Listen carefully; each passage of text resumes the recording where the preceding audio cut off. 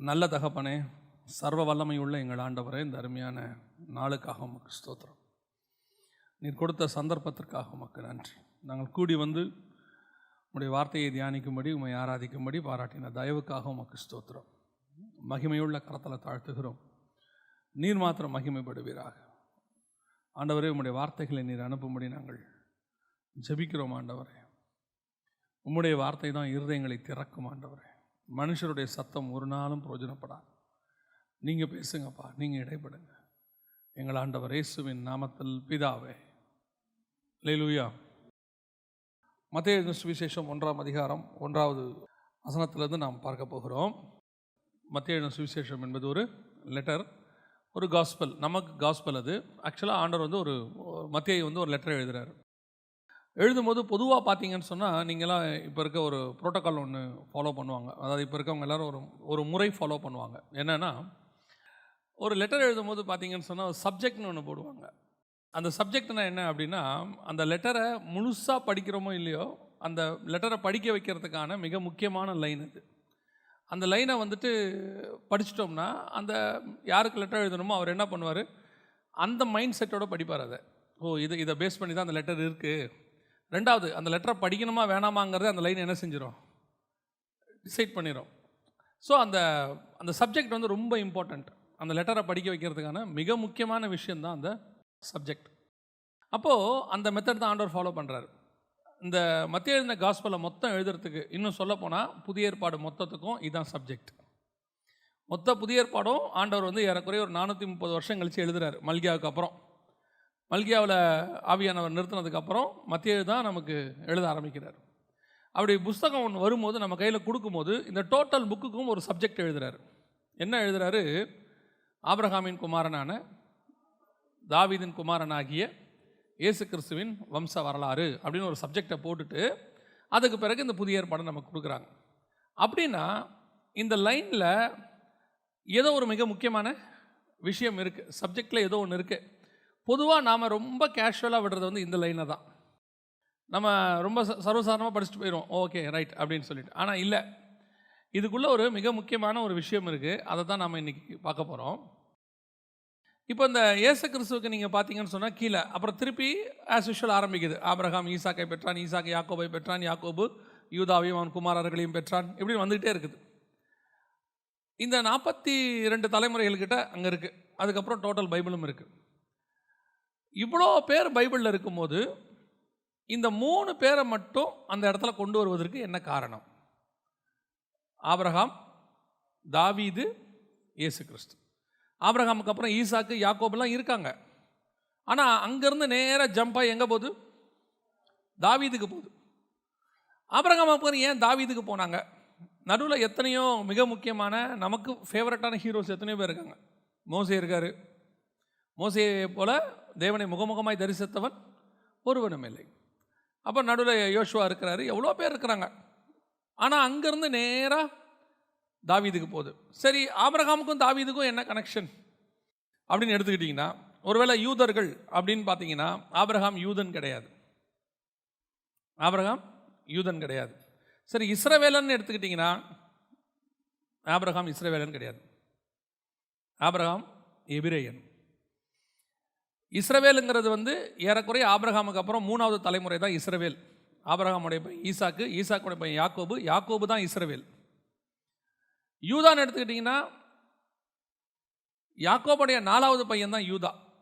அப்போ தான் யூதர்கள். அப்போது யூதர்களும் இஸ்ரவேலர்களும் ஆபிரகாமுக்கு அப்புறம் 3வது 4வது தலைமுறை. சரி, அப்போ ஆபிரகாமுக்கும் தாவீதுக்கும் என்ன சம்பந்தம்? சரி, 2 பேரும் ஒரே ஊரான்னு கேட்டிங்கன்னு சொன்னால், ஆபிரகாம் சினையார் தேசம், கல்தேயர் பட்டணம், ஆதியாகமம் 11:31 இருக்குது. தாவீது பிறந்து வளர்ந்தது எல்லாமே கானான் தேசம். என்ன விஷயத்தில் இவங்க 3 பேரும் இணைகிறாங்க, எந்த இடத்துல இவங்க கொண்டு வராங்க அப்படின்னு கொண்டு வந்தீங்கன்னா, இவங்க 3 பேரும் பைபிளில் ஒரு மிக முக்கியமான மையப்புள்ளியில் இணைவாங்க.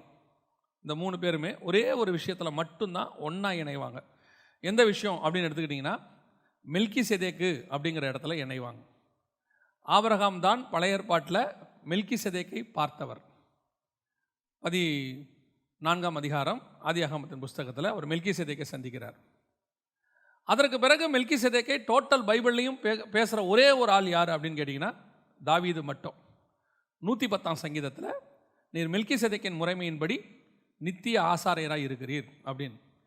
அதற்கு பிறகு மெல்கிசேதேக்கை குறித்து பேசக்கூடிய ஒரே ஒரு ஆள் யாருன்னா இயேசு கிறிஸ்து மட்டும். எபிரேயருக்கு எழுதின நிருபம் 7ஆம் அதிகாரத்தில் இவர் மெல்கிசேதேக்கின் முறைமையின்படி ஆசாரியராக இருக்கிறார் அப்படின்னு வருது. ஸோ மற்றபடி இவங்க 3 பேருமே ஒரே புள்ளியில் வேறு எதுலேயுமே இணைய மாட்டாங்க. எல்லாருமே இணைவாங்க. அதுக்கப்புறம் நீங்கள் வேறு எதை எடுத்தாலும் ஈசாக்கும் வருவார், யாக்கோபும் வருவார், யோசுவா வருவார், மோசே வருவார், எதில் வேணாலும் வருவாங்க. இவங்க 3 பேரும் ஒரு புள்ளியில் இணைவாங்க அப்படின்னு கேட்டிங்கன்னா ஒரு டாட் எங்கே கொண்டு வருவீங்க அப்படின்னா மெல்கிசேதேக்குங்கிற முறையில் மட்டும்தான் இணைவாங்க. ஸோ இந்த 3 பேரும் மெல்கிசேதேக்குனா உங்களுக்கு நல்லாவே தெரியும்னு நினைக்கிறேன். மெல்கிசேதேக்கு என்பது ஒரு ஆசாரிய முறைமை. நான் சொல்கிறது புரியுதா? மெல்கிசேதேக்கு என்பது ஒரு ஆசாரிய முறைமை. இந்த மெல்கிசேதேக்கின் ஆசாரிய முறைமை பற்றி நான் உங்களுக்கு பின்னாடி சொல்லிக்கிட்டே வரேன். ஸோ இந்த மெல்கிசேதேக்கு அப்படிங்கிறதான ஒரு சிஸ்டமில் தான் வந்து இணைகிறாங்க. மெல்கிசேதேக்குங்கிறதான சிஸ்டம் என்ன, அது எதை பற்றி சொல்லுது அப்படின்னு சொன்னோம்னா, நீங்கள் அந்த அதிகாரத்தை நோட் பண்ணி வச்சுக்கோங்க. நீங்கள் வாழ்நாளெல்லாம் தியானிக்க வேண்டிய அதிகாரம் அது.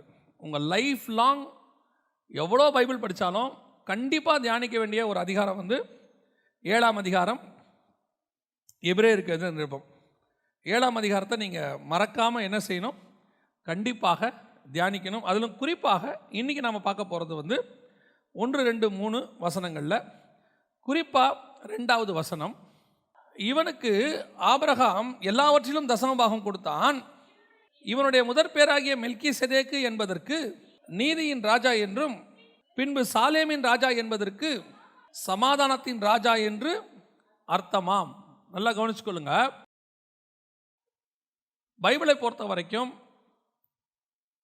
பழைய ஏற்பாட்டில் ஆசாரியத்துவம் என்பது ஆரோனின் முறைமை ஒரு ஆசாரியத்துவம் இருக்குது. அது பின்னாடி இந்த 7ஆம் அதிகாரத்திலேயே வருகிறது. நீங்கள் அப்புறமா 7ஆம் அதிகாரத்தை தியானிச்சுக்கோங்க. இந்த ஆசாரியத்துவமும் ராஜ்யபாரமும் தனித்தனியாக தான் இருக்கும்.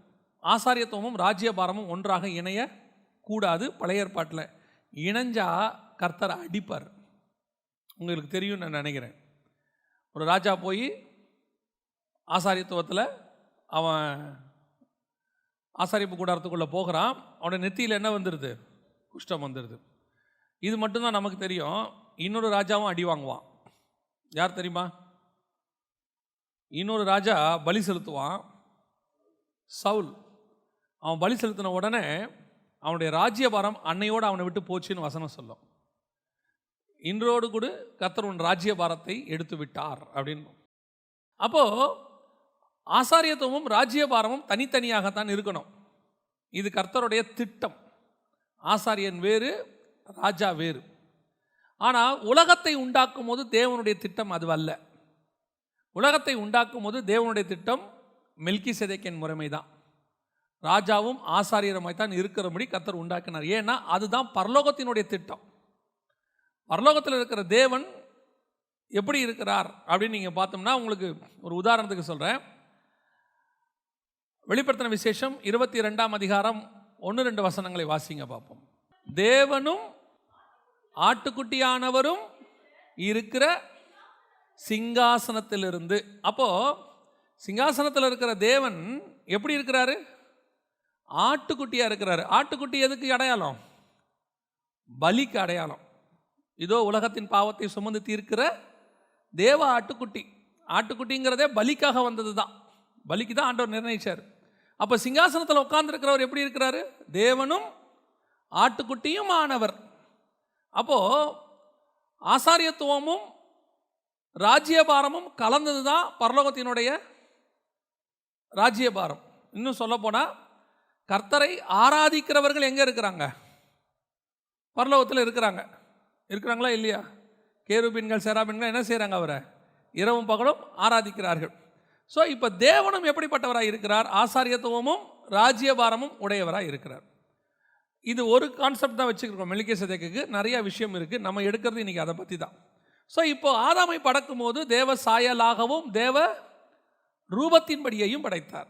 இப்போ ஆதாமுக்கு கொடுக்கப்படுகிற பொறுப்பு என்ன அப்படின்னு கேட்டிங்கன்னா, நீங்கள் பூமியை கீழ்ப்படுத்தி அதை ஆண்டு கொள்ளுங்கள். 1:28 ஆதியாகமத்தின் புஸ்தகம். ஆண்டு கொள்ளுங்கள். சரி, இந்த வேலை முடிஞ்சிருச்சு. ஆதாமுக்கு ஆண்டு கொள்ளுங்கள்னு சொல்லிட்டு ஆதாமுக்கு கர்த்தர் கொடுக்குற அடுத்த முக்கியமான வேலை என்ன அப்படின்னு சொல்லி நீங்கள் பார்த்தீங்கன்னு சொன்னால், ஆதியாகமத்தின் புஸ்தகம் 2ஆம் அதிகாரத்தில் அவனை பார்த்து கர்த்தர் சொல்கிறதான மிக முக்கியமான ஒரு விஷயம் 15வது வசனம். தேவனாகிய கர்த்தர் அழைத்து கொண்டு வந்து அதை பண்படுத்தவும் காக்கவும் வைத்தார். அங்கேயும் என்ன இருக்கு? ஆளுகையும் தோட்டத்தை பாதுகாக்கிற பொறுப்பும் ரெண்டும் அவங்க கையில் இருக்கு. வெறும் பூமியை ஆளுகை செய்வது மட்டும் ஆதாமுடைய வேலை அல்ல, தோட்டத்தை பாதுகாக்கிறதும் அவனுடைய வேலை. தோட்டத்துக்குள்ள யார் இருக்கா? ஒரு டைப் ஆஃப் மிருகங்கள் உள்ள இருக்கு, நாட்டு மிருகங்கள் இருக்கு. தோட்டத்துக்குள்ள ஏவாள் இருக்கிறாங்க, சபை இருக்கு. அந்த சபையை பாதுகாக்க வேண்டிய பொறுப்பும் யாருக்கு இருக்கு? ஆதாமுக்கு இருக்கு. அப்போ பூமியை ஆளுகிற பொறுப்பும் இருக்கு, சபையை காவல் காக்கிற பொறுப்பும் இருக்கு. ரெண்டும் சேர்றதுக்கு பேர் தான் மெல்கிசேதேக்கின் முறைமை. இப்போ புரியுதா? ஆசாரியத்துவமும் ராஜ்யபாரமும். இதில் அவர் ஒரு பொறுப்பை தப்பாக விட்டுட்டார். எந்த பொறுப்பை விட்டுட்டாரு? தோட்டத்தை காவல் காக்கிற பொறுப்பை தப்பாக விட்டுட்டார். எப்படி சொல்கிறீங்க அப்படின்னு கேட்டிங்கன்னா, தோட்டத்துக்குள்ளே வந்த பாம்பு நாட்டு மிருகமா காட்டு மிருகமான்னு கேட்டால், சர்ப்பமானது சகல காட்டு மிருகங்களை பார்க்கிலும் தந்திரம் உள்ளதாக இருந்தது அப்படின்னு இருக்கு. காட்டு மிருகம்னா தோட்டத்துக்கு வெளியே இருக்கிறதுக்கு பேர் காட்டு மிருகம், தோட்டத்துக்கு உள்ளே இருக்கிறதுக்கு பேர் நாட்டு மிருகம். அப்போது தோட்டத்தை காவல் காக்க கர்த்தர் வைக்கும்போது வெளியே இருக்கக்கூடியதான அந்த பாம்பானது உள்ளே வருக விட்டுட்டார், ஒழுங்காக காவல் காக்கலை. அப்போ ஆசாரியத்துவத்தை ஒழுங்காக இவர் செய்யாததுனால ராஜ்யபாரம் இவர் கையை விட்டு போய்விட்டது. இவருடைய ஆளுகை யாருக்கிட்ட போயிருச்சு? பிசாசுக்கிட்ட போயிருச்சு. இப்போ பிசாசுக்கிட்ட ராஜ்யபாரமும் ஆளுகையும் ஒன்றா எங்கே போயிருச்சு? பிசாசு போயிருச்சு. அதனால தான் பிசாசு தேவன் உண்டாக்கின மனுஷனை வைத்து தன்னை ஆராதிக்க வச்சிருக்கிறான். இப்போ மனுஷன் யாரை ஆராதிக்கிறான்? பிசாசு ஆராதிக்கிறான். ஆனால் பூமியினுடைய அதிகாரம் முழுக்க யார் கையில் இருக்கு? இருந்துச்சு, பிசாசு கையில் இருந்துச்சு. அதனால தான் இயேசுவை பார்த்து சொல்ல, உலகத்தின் அதிகாரங்களும் ராஜ்யங்களும் அதன் மகிமைகளும் எனக்கு கொடுக்கப்பட்டிருக்கிறது. அப்போ ஆசாரியத்துவமும் ராஜ்யபாரமும் யார் கையில் போயிருச்சு? பிசாசு கையில் போயிருச்சு. அப்படி போகும்போது அவன் தனக்கு ஒரு ஹெட் குவார்ட்டர்ஸை உருவாக்குறான். ஏன்னா இப்போ ரெண்டும் அவன் கைக்கு வந்துருச்சு. அதுதான் பாபேல் கூப்பிடுறான். பாபேலில் தன்னோட ஹெட் குவார்ட்டர்ஸை உருவாக்கும் போது கர்த்தர் செய்கிறாரு, ஏதேனிலிருந்து நான் உண்டாக்கின மனுஷனுக்குள்ளாக இருந்த ஒருத்தனை கொண்டு வந்து நீ உனக்கு ராஜ்யபாரத்தையும் ஆசாரியத்துவத்தையும் உண்டாக்கும் போது நான் உனக்குள்ளிருந்து ஒருத்தனை கொண்டு வந்து ராஜ்யபாரத்தையும் ஆசாரியத்துவத்தையும் உண்டாக்குவேன், மீண்டும் மீட்டெடுப்பேன். அதான் ஆபிரகாமை அதே பாபிலோனுக்குள்ளிருந்து கர்த்தர் அழைத்து கொண்டு வருகிறார். கல்தேயர் பட்டணம் சினையார் தேசம் என்பது பாபிலோனை குறிக்கிறதான வார்த்தை. 11ஆம் அதிகாரம் 31ஆம் வசனத்தில் என்ன ஆச்சரியம்னா, 11ஆம் அதிகாரம் 1வது வசனத்தில் அவன் ராஜ்யபாரத்தையும் ஆசாரியத்துவத்துக்கு ஹெட் குவார்ட்டர்ஸ் கட்டுறான். இவர் அதே 11ஆம் அதிகாரம் 31வது வசனத்தில் தனக்குரிய ராஜ்யபாரத்தை கொண்டு வரத்துக்கு ஆசாரியத்துவத்தை கொண்டு வரத்துக்கு ஒருத்தனை அதே பாபிலோனுக்குள்ளேருந்து வெளியே கூட்டிகிட்டு வர்றார். அல்லேலூயா. கர்த்தர் ஏதேனில் இருந்த ஒருத்தனை வெளியே கூட்டிகிட்டு போய் பிசாசு தனக்கு ராஜ்யபாரத்தை உண்டாக்கினான், ஆசாரியத்துவத்தை உண்டாக்கினான். இப்போ அவன் உண்டாக்கின ஹெட் குவார்ட்டர்ஸிலிருந்து தனக்கு ஒருத்தனை கர்த்தர் கொண்டு வந்து ராஜ்யபாரத்தையும் ஆசாரியத்தையும் உண்டாக்குறார். இப்போ தான் ஆண்டவர் ஆபிரகாமை கொண்டு வருகிறார். ஸோ இப்போ தான் ஆபிரகாம் உள்ள வரார். இப்போ தான் நம்மளுடைய மெசேஜினுடைய மைய பாயிண்ட்டுக்கு வரும். Very important. ஸோ இப்போ ஆபிரகாம் கையில் மிக முக்கியமான பொறுப்பு கொடுக்கப்படுகிறது. கவனிச்சுக்கொள்ளுங்க, ஆபிரகாம் கையில் மிக முக்கியமான பொறுப்பு கொடுக்கப்படுகிறது. என்ன பொறுப்பு கொடுக்கப்படுகிறது அப்படின்னு கேட்டால், ஒரு மிகப்பெரியதான இழந்து போன சாம்ராஜ்யத்தையும் ஆசாரியத்துவத்தையும் மீட்டெடுக்கிற பொறுப்பு ஆபிரகாம் கையில் கொடுக்கப்படுகிறது. இப்போ ஆபிரகாம் அழைக்கும் போது பூமி 2000 வருஷம் முடிஞ்சிருச்சு. ஆதாம்லேருந்து ஆபிரகாம் வரைக்கும் 2000 இயர்ஸ். நோவா ஜலப்பிரளயம் வரும்போது 1700வது வருஷம், 1650லேருந்து 700வது வருஷத்துக்குள்ள. அடுத்து ஆபிரகாம் ஒரு 200 வருஷத்துக்கு பிறகு தான் ஆபிரகாம் வராரு. ஏறக்குறைய 2000 வருஷம் முடிஞ்சிருச்சு. ஸோ முதல் 2000 வருஷம் பிசாசுடைய கண்ட்ரோலில் பூமி இருந்திருக்கு. இப்போ ஆசாரியத்துவத்தையும் ராஜ்யபாரத்தையும் மீட்டெடுப்பதற்கு கர்த்தர் ஆபிரகாமை அழைக்கிறார்.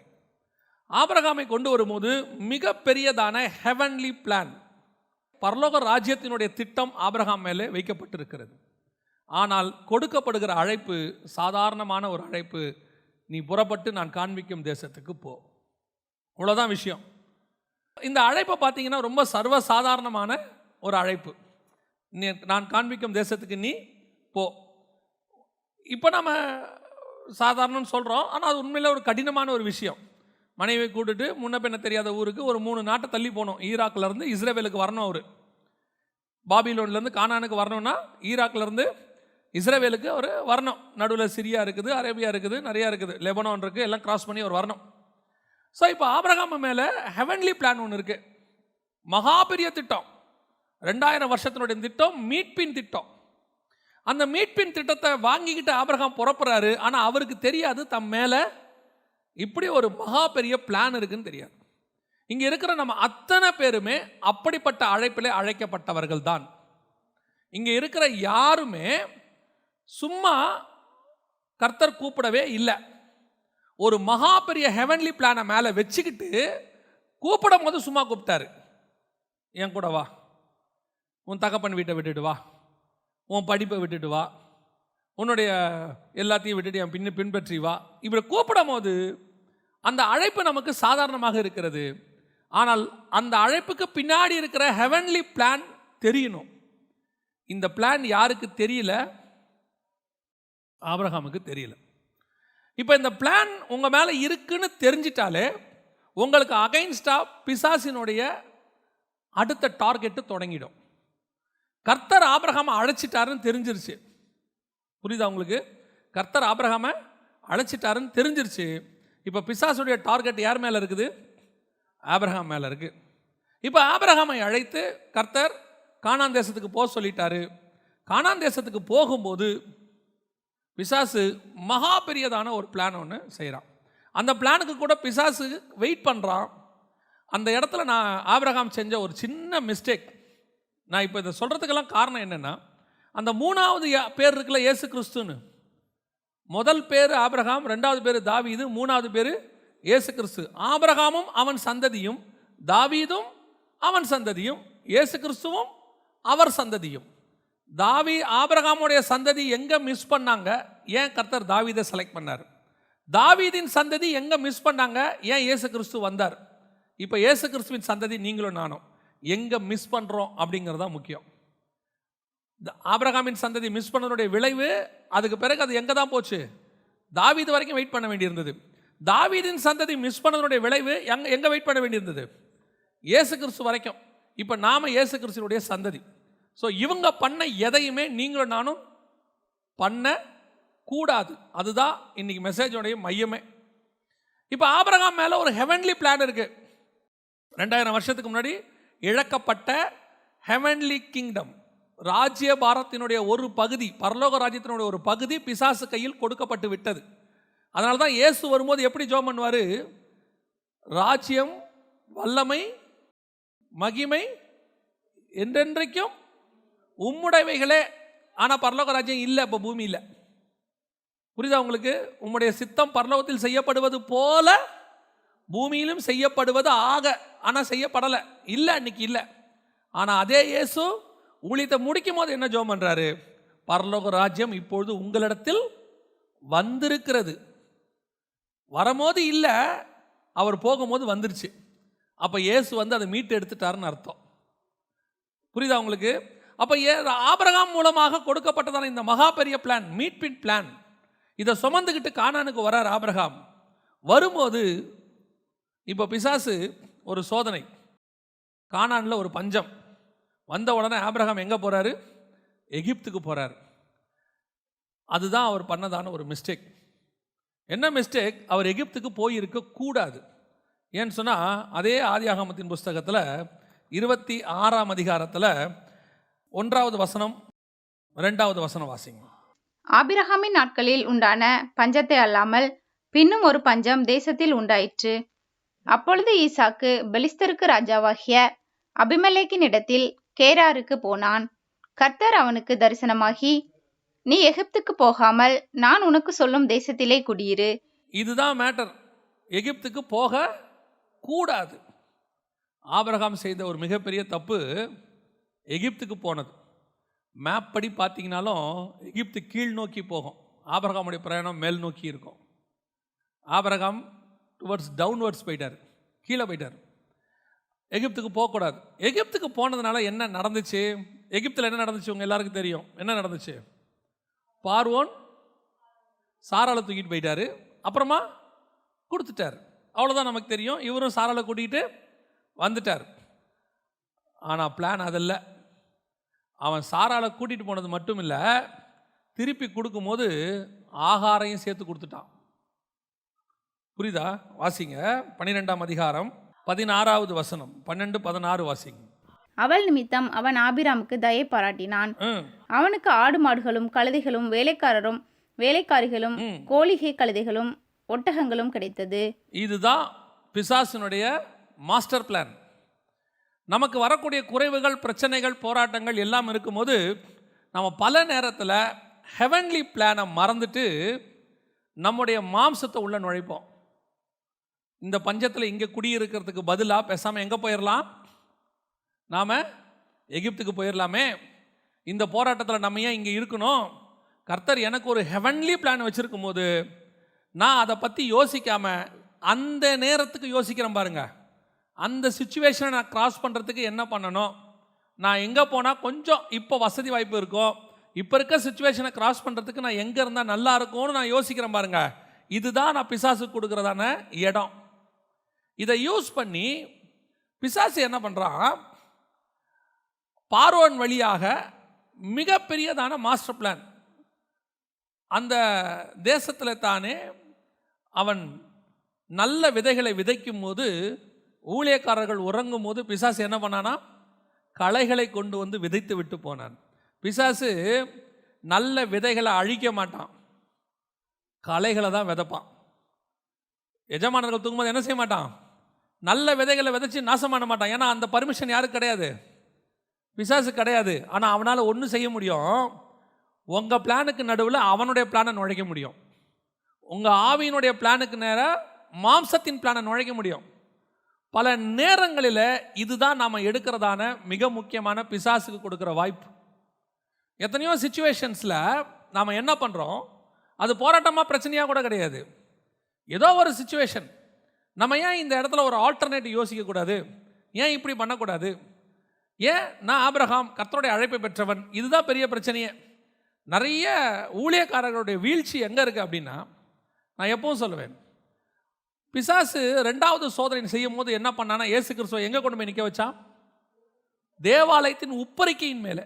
உப்பரிக்கை மேலே வச்சுட்டு அவன் சொன்ன வார்த்தை என்ன, தாழ குதியும் உங்களை தாங்கிறதுக்கு யார் இருக்கா, தூதர்கள் இருக்கிறாங்க.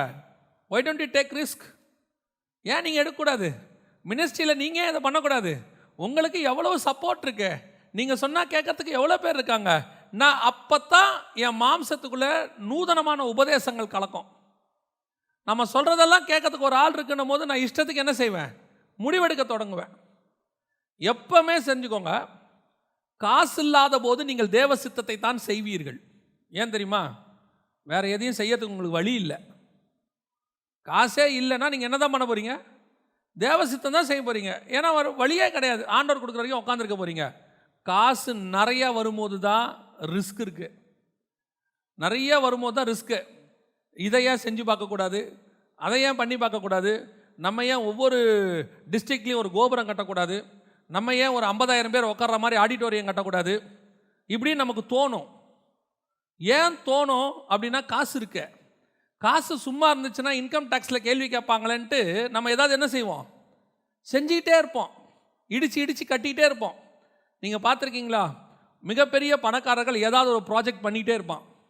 பண்ணணும், பண்ணாவிட்டால் அவனுக்கு என்ன வரும், அந்த பணத்துக்கான கணக்கு, இன்கம் டேக்ஸு, நிறைய பிரச்சனை வரும். அதனால் அவன் என்ன பண்ணுவான்னா, ஏதாவது ஒரு வேலை பண்ணிகிட்டே இருப்பான். நீங்களும் நான் அப்படி பண்ண முடியாது. நான் செங்கலை எடுத்து வச்சாலும் கர்த்தர் சொன்னால் தான் எடுத்து வைக்கணும், கர்த்தர் சொல்லாவிட்டால் செங்கலை எடுத்து வைக்கக்கூடாது. ஏன்னா உங்கள் மேலே என் மேலே என்ன இருக்குது, ஹெவன்லி பிளான் இருக்குது. என் பிதாவின் சித்தத்தை செய்வதே என் போஜனமாக இருக்குது. அப்படின்னா என்ன அர்த்தம், நான் 3 வேளை சாப்பிட்றது கூட அவர் சொன்னால் தான் சாப்பிடுவேன். அப்போ என் வாழ்க்கையில் நான் செய்கிற எல்லாத்துக்கும் பின்னாடி என்ன இருக்குது, காட்ஸ் வில்லுன்னு ஒன்று இருக்குது. காட்ஸ் வில் இல்லாமல் என் சூழ்நிலைகளை வைத்து நான் முடிவெடுக்க கூடாது. இதான் ஆபிரகாம் பண்ண மிஸ்டேக். இப்போ அவன் என்ன பண்ணான், களைகளை கொண்டு வந்து விதைச்சான். இப்போது மனைவியை எடுத்துக்கிட்டு எல்லாத்தையும் கொடுத்தான். இப்போது பார்வோனுக்கு அறிவு வந்துருச்சு, கர்த்தர் உள்ள புந்து அவனை மாற்றிட்டார். இப்போ பார்வோன் என்ன பண்ணிட்டான், திருப்பி சாரால கொடுத்துட்டான். அப்போது ஆபிரகாம் என்ன பண்ணணும், ஆகாரம் வாங்கிக்கிட்டு பார்வோன் கொடுத்ததை திருப்பி கொடுத்துடணும். இப்போ கர்த்தர் அதை மாற்றிட்டார். ஒய்ஃப் அவன் அமுச்சு விட்டான். இப்போ இவர் என்ன பண்ணணும்? திருப்பி எல்லாத்தையும் கொடுத்துருக்கணும். வசனம் சொல்லுது, 20ஆம் வசனம் வாசிங்க. பார்வோன் அவனை குறித்து தன் மனுஷருக்கு கட்டளை கொடுத்தான். அவர்கள் அவனையும் அவன் மனைவியையும் அவனுக்கு உண்டான எல்லாவற்றையும் அனுப்பிவிட்டார்கள். இங்கே தான் மிஸ்டேக் வந்துச்சு பாருங்க. இப்போ யார் வந்துட்டா கூட? ஆகார் உள்ள வந்துட்டாங்க. இப்போவே தெரிஞ்சிருச்சு பிசாசுக்கு, நம்மால் ஒருத்தன் எதிரி கேம்புக்குள்ளே போயிட்டான். அழைப்பு பெற்ற ஆபிரகாமுடைய கேம்புக்குள்ளே யார் இருக்கா? அப்போ எதிரியோடைய ஒரு ஆள் உள்ளே இருக்கு. அங்கே வச்சு கொஞ்சம் கொஞ்சமாக ஆகாரம் மூவ் பண்ணுறான் பாருங்க. அப்படியே மூவ் பண்ணி எங்கே வரைக்கும் கொண்டாந்துட்டானா, சாரால் வாயால் இந்த அடிமை பெண்ணிடத்தில் சேருங்கிற வரைக்கும் அந்த அம்மாவை கொண்டாந்தான் பாருங்க. அப்போ அது வரைக்கும் அந்த அம்மா எப்படிப்பட்ட அம்மா? அது வரைக்கும் அந்த அம்மா எப்படிப்பட்ட அம்மா? The best. ஆகாரை மாதிரி தி பெஸ்ட்டை நீங்கள் பார்க்கவே முடியாது. ஏன் பார்க்க முடியாது? தன் வாழ்க்கையை தைரியமாய் கொடுக்கக்கூடிய அளவுக்கு அந்த அம்மா இருக்கு இல்லையா?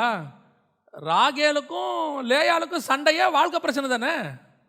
ஆனால் அதையும் தாண்டி சாரால் நம்புற அளவுக்கு யார் இருக்கா? ஆகார் இருக்காங்க. அப்படின்னா ஆகாரோடைய மூவ் எப்படிப்பட்ட மூவ்?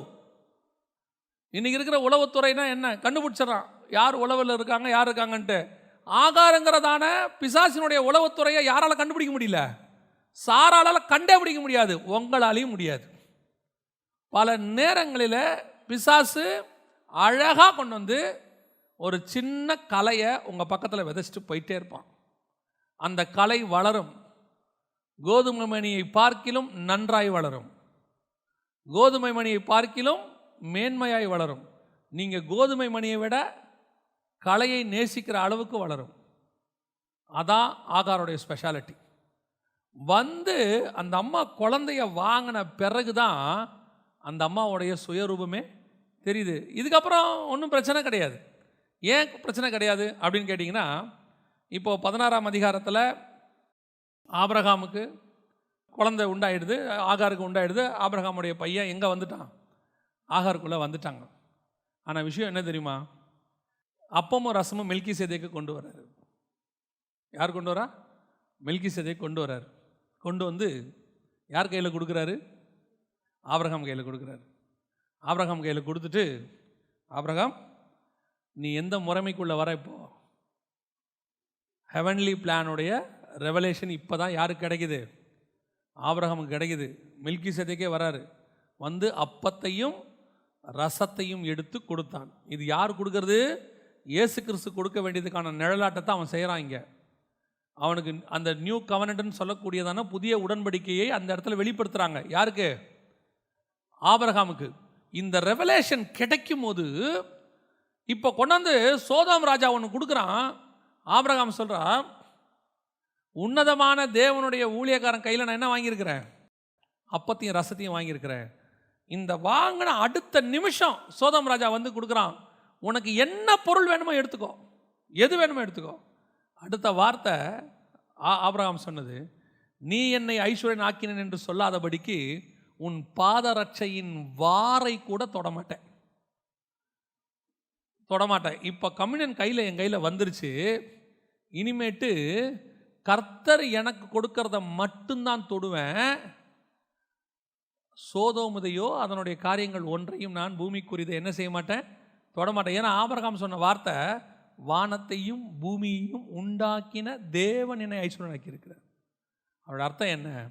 கர்த்தர் எனக்கு ஒரு நியமிச்சிருக்கிறாரு, அதை மட்டும்தான் நான் ஆசீர்வாதமாக நினைப்பேன், அதை மட்டும்தான் சுதந்திரிப்பேன், அதை மட்டும்தான் தொடுவேன், அது மட்டும்தான் என்னது, இது எதுவுமே என்னதில்லை.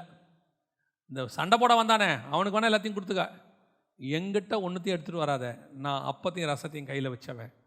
இதுதான் நியூ கவனன்ட்டில் கையில் வச்ச இருக்கிற ஒவ்வொருத்தரும் சொல்ல வேண்டிய வார்த்தை. உங்களை என்னையும் கர்த்தர் எதுக்குள்ளே கொண்டாந்துருக்கிறாரு? மெல்கிசேதேக்கின் முறைமைக்குள்ளே கொண்டாந்துருக்கிறார்.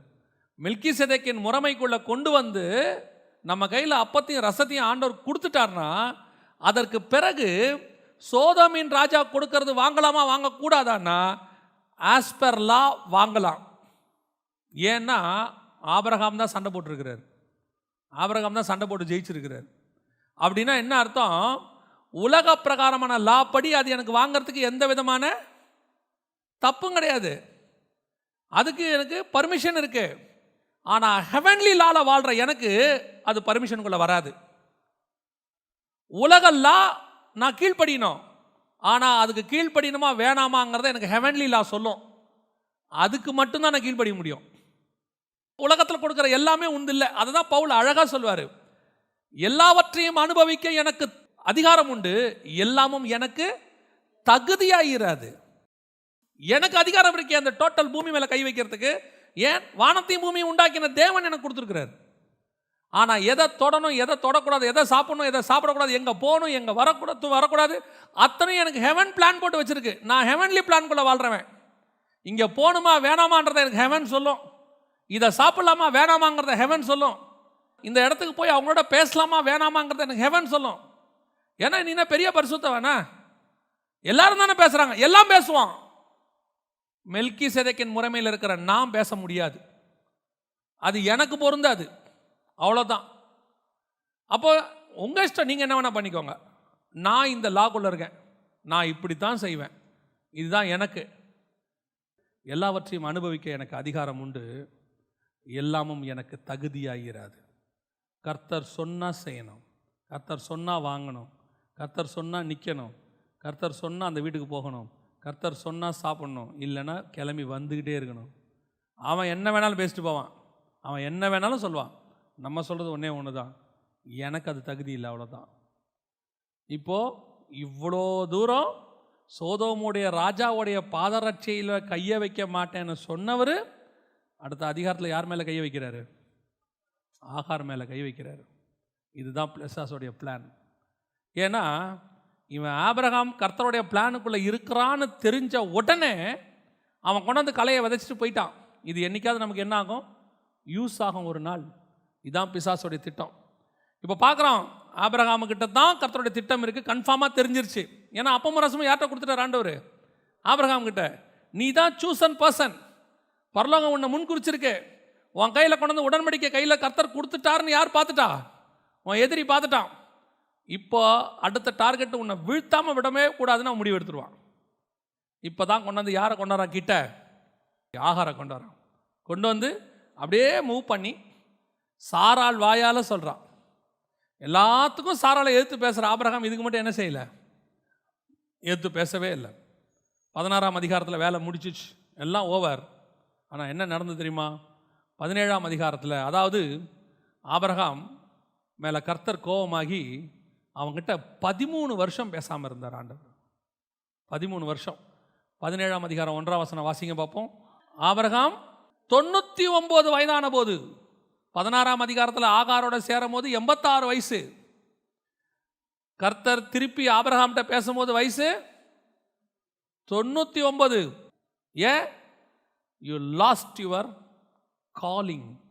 நீ உன் அழைப்பை இழந்து போனாய்.